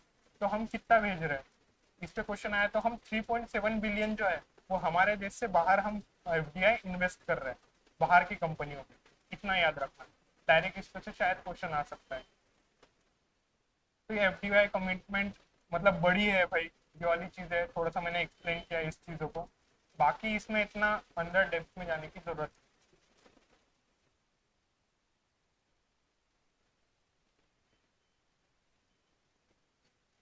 बाद में इतना अंदर जाने की जरूरत नहीं है इस न्यूज के साथ। क्वालिफाइड स्टॉक ब्रोकर्स मतलब क्या होता है, जो स्टॉक ब्रोकर वगैरह एक रहता है, आपने कभी ब्रोकर नाम तो सुना ही होगा, है ना? आपने फ्लैट वगैरह सर्च करे होंगे या कुछ सर्च करा होगा तो ब्रोकर की जरूरत होती है। तो वैसे ही ये क्वालिफाइड स्टॉक ब्रोकर जो होता है ना, वो शेयर मार्केट वगैरह में होते हैं, जो ब्रोकरिंग वगैरह करते हैं। तो अब सेबी ने क्या किया इसके ऊपर कि भाई इनके ऊपर एक मैंडेट लगा दिया, एक उनको बोल दिया कि भाई ये चीज होने को ना, कि जो ऑल स्टॉक ब्रोकर्स है उनके ऊपर एक लगा दिया कि भाई तुम तुम्हारे क्लाइंट्स को एक यूपीआई फॉर ब्लॉकिंग फंड लगा दो, या फिर 3 in 1 ट्रेडिंग सिस्टम दे दो। यूपीआई फॉर ब्लॉकिंग फंड मतलब ऐसा होता है कि तुम्हारे बैंक के अंदर एक यूपीआई ब्लॉकिंग फंड बन जाएगा, उसमें के पैसे सेव रहेंगे, मतलब उसमें के पैसे तुम और किसी चीज में यूज नहीं कर पाओगे, वो उसी के अंदर अकाउंट, तुम्हारे अकाउंट के अंदर ही वो प्रेजेंट होगा, और वो ट्रेडिंग वगैरह के हिसाब से यूज होगा। तो एक बहुत एफिशिएंसी बढ़ाने के लिए या फिर थोड़ा परफॉर्मेंस बढ़ाने के लिए ये चीजें होती है, ऐसा याद रखना। और 3 in 1 ट्रेडिंग सिस्टम, ये भी मतलब ऐसा होता है कि तुम्हारे अकाउंट के अंदर ही 3 ऐसे अकाउंट बन जाएंगे, जो एक ट्रेडिंग का अकाउंट बन जाएगा, मतलब वो अकाउंट के हिसाब से तुम्हारा एक पर्सनल अकाउंट होएगा और एक सिक्योरिटीज वाला अकाउंट होगा जो उसके अंदर होगा। तो एक ब्रॉडली याद रखो कि ये अभी सेबी ने मैंडेट लगा दिया है जो भी क्वालिफाइड ब्रोकर्स है उसके ऊपर। वही है यूपीआई ब्लॉक, मैंने ब्लॉक मैकेनिज्म मैंने थोड़ा एक्सप्लेन किया है कि क्या होता है, कि भाई enables investors to state aside, fund को असाइड रख सकते हैं, उसके ऊपर हाथ नहीं जाएगा वगैरह, वो वाले चीज। अब हेडक्वार्टर कहाँ पे है? मुंबई महाराष्ट्र। और चेयरमैन माधवी भिड़े, उस हिसाब से आपको याद रहेगा। अब ये शायद से लास्ट न्यूज है, ऐसा लग रहा है मुझे, नहीं इसके बाद और एक है। तो ये एक है, कैश फ्री नाम का एक आदमी है जिसने अब पायलट बना दिया, मतलब एक पायलट मतलब पहला एक काम किया है कि भाई अब क्रॉस, मतलब जैसे क्या होता है, आपका कोई बाहर का दोस्त है, वो अच्छे खासे पैसे कमा रहा है। तो पहले ऐसा नहीं होता था कि भाई मतलब समझो एक आपका कोई दोस्त है, मेरा कोई दोस्त है, और मेरे पास अभी पेमेंट, मतलब समझो आपका यूपीआई नहीं चला, तो आप क्या करते हो कि भाई क्यूआर भेज दोगे और उसको बोल देंगे कि पे कर दे करके। तो ये भी मोर और लेस वैसा ही है, पर अब कैसा है, तुम पहले घर में भीख मांगते, मोर और लेस हम पहले घर के अंदर भीख मांग लेते थे कि भाई आसपास के दोस्त देख लेंगे। पर फिर अपने को पता है कि ये उतना पैसा नहीं दे पाए, फिर ये कैश पी वाले को समझ गया कि भाई इसको बाहर वालों से भी काम पड़ सकता है, फिर इसने बाहर हम अब, मतलब क्या बोल सकते हैं, मेरे पास अच्छा वर्ड नहीं है, भीख मांग सकते हैं उस हिसाब से। अब ये क्या करेगा कि आप क्यूआर कोड या फिर कुछ और इसका मैकेनिज्म होगा जिससे आप अपने बाहर के जो एनआरआई दोस्त है उसको वो निकाल के भेजोगे और वो पे कर देगा उस चीज को। तो वही है कि क्रॉस बॉर्डर पेमेंट को ये सविस्कर बना रहा, क्रॉस बॉर्डर से भी आपका पेमेंट हो जाएगा। और ये किसके द्वारा होगा, ये कैश फ्री जो पेमेंट है, ये स्विगी, नायका वगैरह, ये ऐसे इन लोगों को मिलके ये चीज पे काम कर रहा, वो 2-3 कंपनियों को मिलके। और इससे क्या होगा कि जो रुपी कार्ड है, आपके पास रुपए कार्ड होगा सबके पास, या फिर आपके पास यूपीआई होगा, तो उसको और अच्छा बनाने के लिए भाई बाहर से भी हम अपने जो चीजें उसके पे कर सके, उसके लिए ये चीज चल रही है। तो मुझे ये लगता है प्रोबेबली इस पे क्वेश्चन फ्रेम होना चाहिए इस बार पेपर में, अगर जो आएगा आगे बैंकिंग वगैरह के। तो ये वैसा है कि ग्लोबल ट्रांजैक्शन थोड़ा ये अच्छा कर रहा है, फिर उससे क्या होगा कि इंपोर्ट एक्सपोर्ट का बिजनेस थोड़ा और अच्छा हो जाएगा, या फिर as well as individual user उस हिसाब से। और ये फर्स्ट कंपनी है जिसको ये मतलब मिला है कि भाई पेमेंट एग्रीगेटर का काम करेगा वो। 电量 पेमेंट 低， एग्रीगेटर मतलब वो दोनों के बीच में का एक मिडल मैन बनेगा कि पैसे भेज सकेगा। और ये थोड़ा सा ऐसा बताया है कि भाई इसका ये बेंगलुरु में ही होगा। टेक्नोलॉजी कहाँ पे है, बेंगलुरु में सबसे ज़्यादा डेवलप है, उस हिसाब से इस चीज़ को याद रखो। और it is India is expected to receive 129 billion worth of remittances by 2025। ये ऐसा ब्रॉडली याद रखो, 125 करोड़ मिलेंगे अपने को। 125 करोड़ देशवासी थे, तो उस हिसाब से 125 करोड़ याद रखो। अब ये एक आखिरी क्वेश्चन है, उसके बाद रैपिड 电 फायर 量 रहेगा। 低， कोई भी एकदम ऐसा मुंह मत खोल देना, प्रॉपर वे में चलेगा कि भाई किसको आता है और किसको नहीं आता। Okay. India P2P launches new product to align with RBI revise guideline. P2P मतलब पर्सन टू पर्सन लिंक। क्या होता है, ये इंडिया P2P ने क्या करा, एक प्लेटफॉर्म बनाया है जिसमें क्या होता है कि आप और मैं एक दूसरे से कनेक्ट होंगे डिजिटली, और मैं मेरा 50 लाख तक का अमाउंट आपको दे सकता हूँ।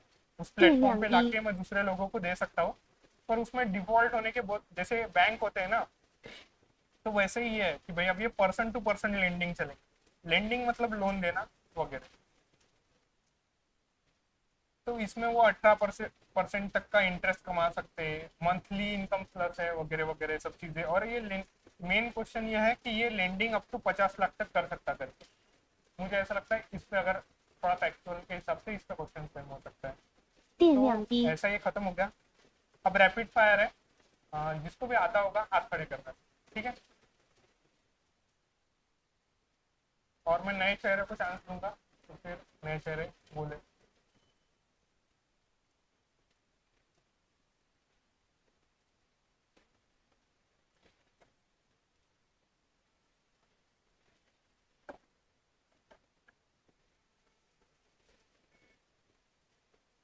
电量低，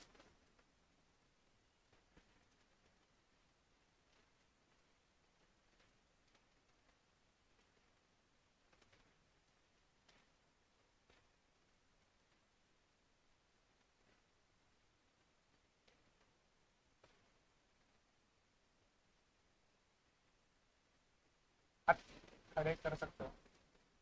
300। अच्छा। दिए। बराबर। 电量低，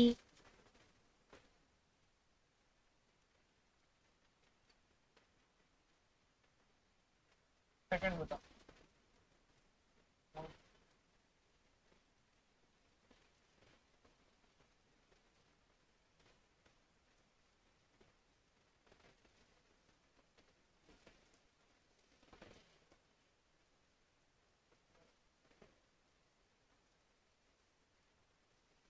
电量低，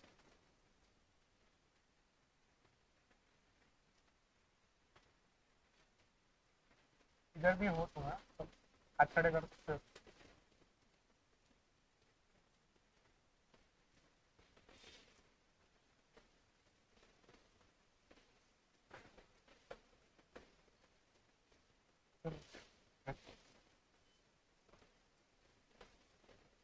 क्या लगता है क्या होगा?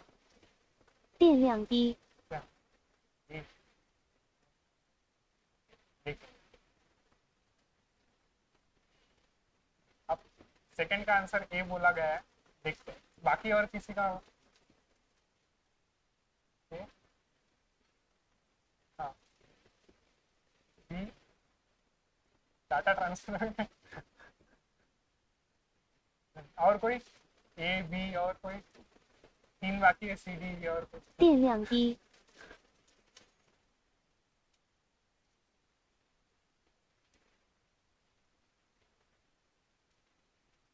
सुनना होता। सुनना।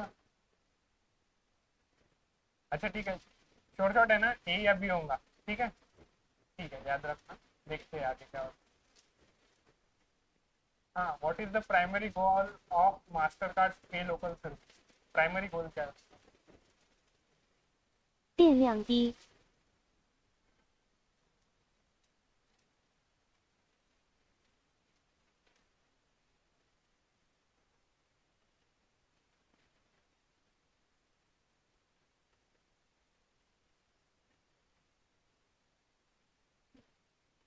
，सी।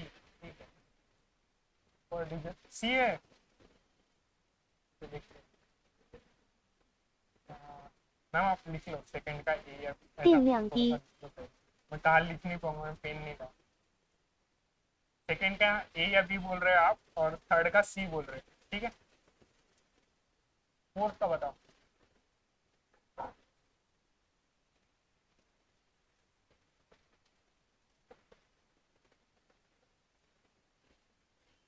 ऐसा ऐसा मत जाने देना सिर्फ डाटा।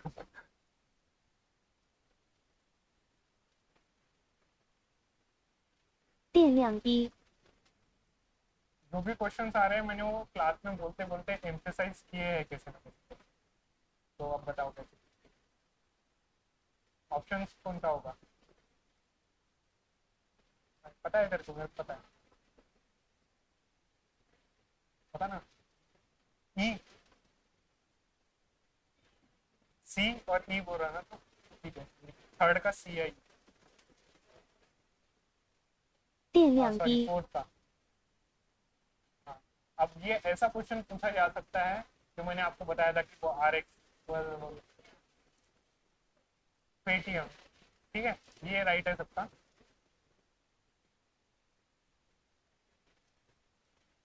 अब ये लास्ट है, ये देख ले देख ले।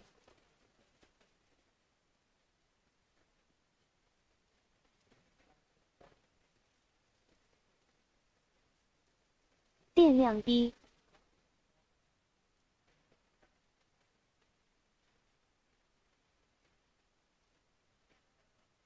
ऑल ऑफ द 6 का डी। तो अब ये इसके आंसर। सेकेंड वाला क्या बोला था? ए है, ए बोला था और बी बोला था क्या? सी, थर्ड का सी है, 电量 ई 低， नहीं है। एशिया पैसिफिक रीजन मैंने पहले भी एम्फेसाइज किया था। और ये डी तो सबको पता ही है, पेटीएम है करके। और सिक्स का आंसर है ऑल ऑफ द अबव। तो आप ही को पता है कि कितना राइट हुआ है कितना रॉन्ग हुआ है चीजें, ठीक है। तो मैं वही बोल रहा हूँ, क्लास को अभी जाने के बाद रिवाइज कर लो, चीजें एम्फेसाइज कर लो, नोट डाउन कर लो वगैरह सब चीजें। और जब आओगे अगले लेक्चर को तो रट के आना 电量 या फिर 低， पढ़ के आना। क्योंकि अभी अगर छूटना चालू हो जाएगा ना रट्टे रट्टे रट्टे रट्टे, तो फिर वहां पे भी मैं हेल्प नहीं कर पाऊंगा, ठीक है। चलो थैंक यू, फिर चले।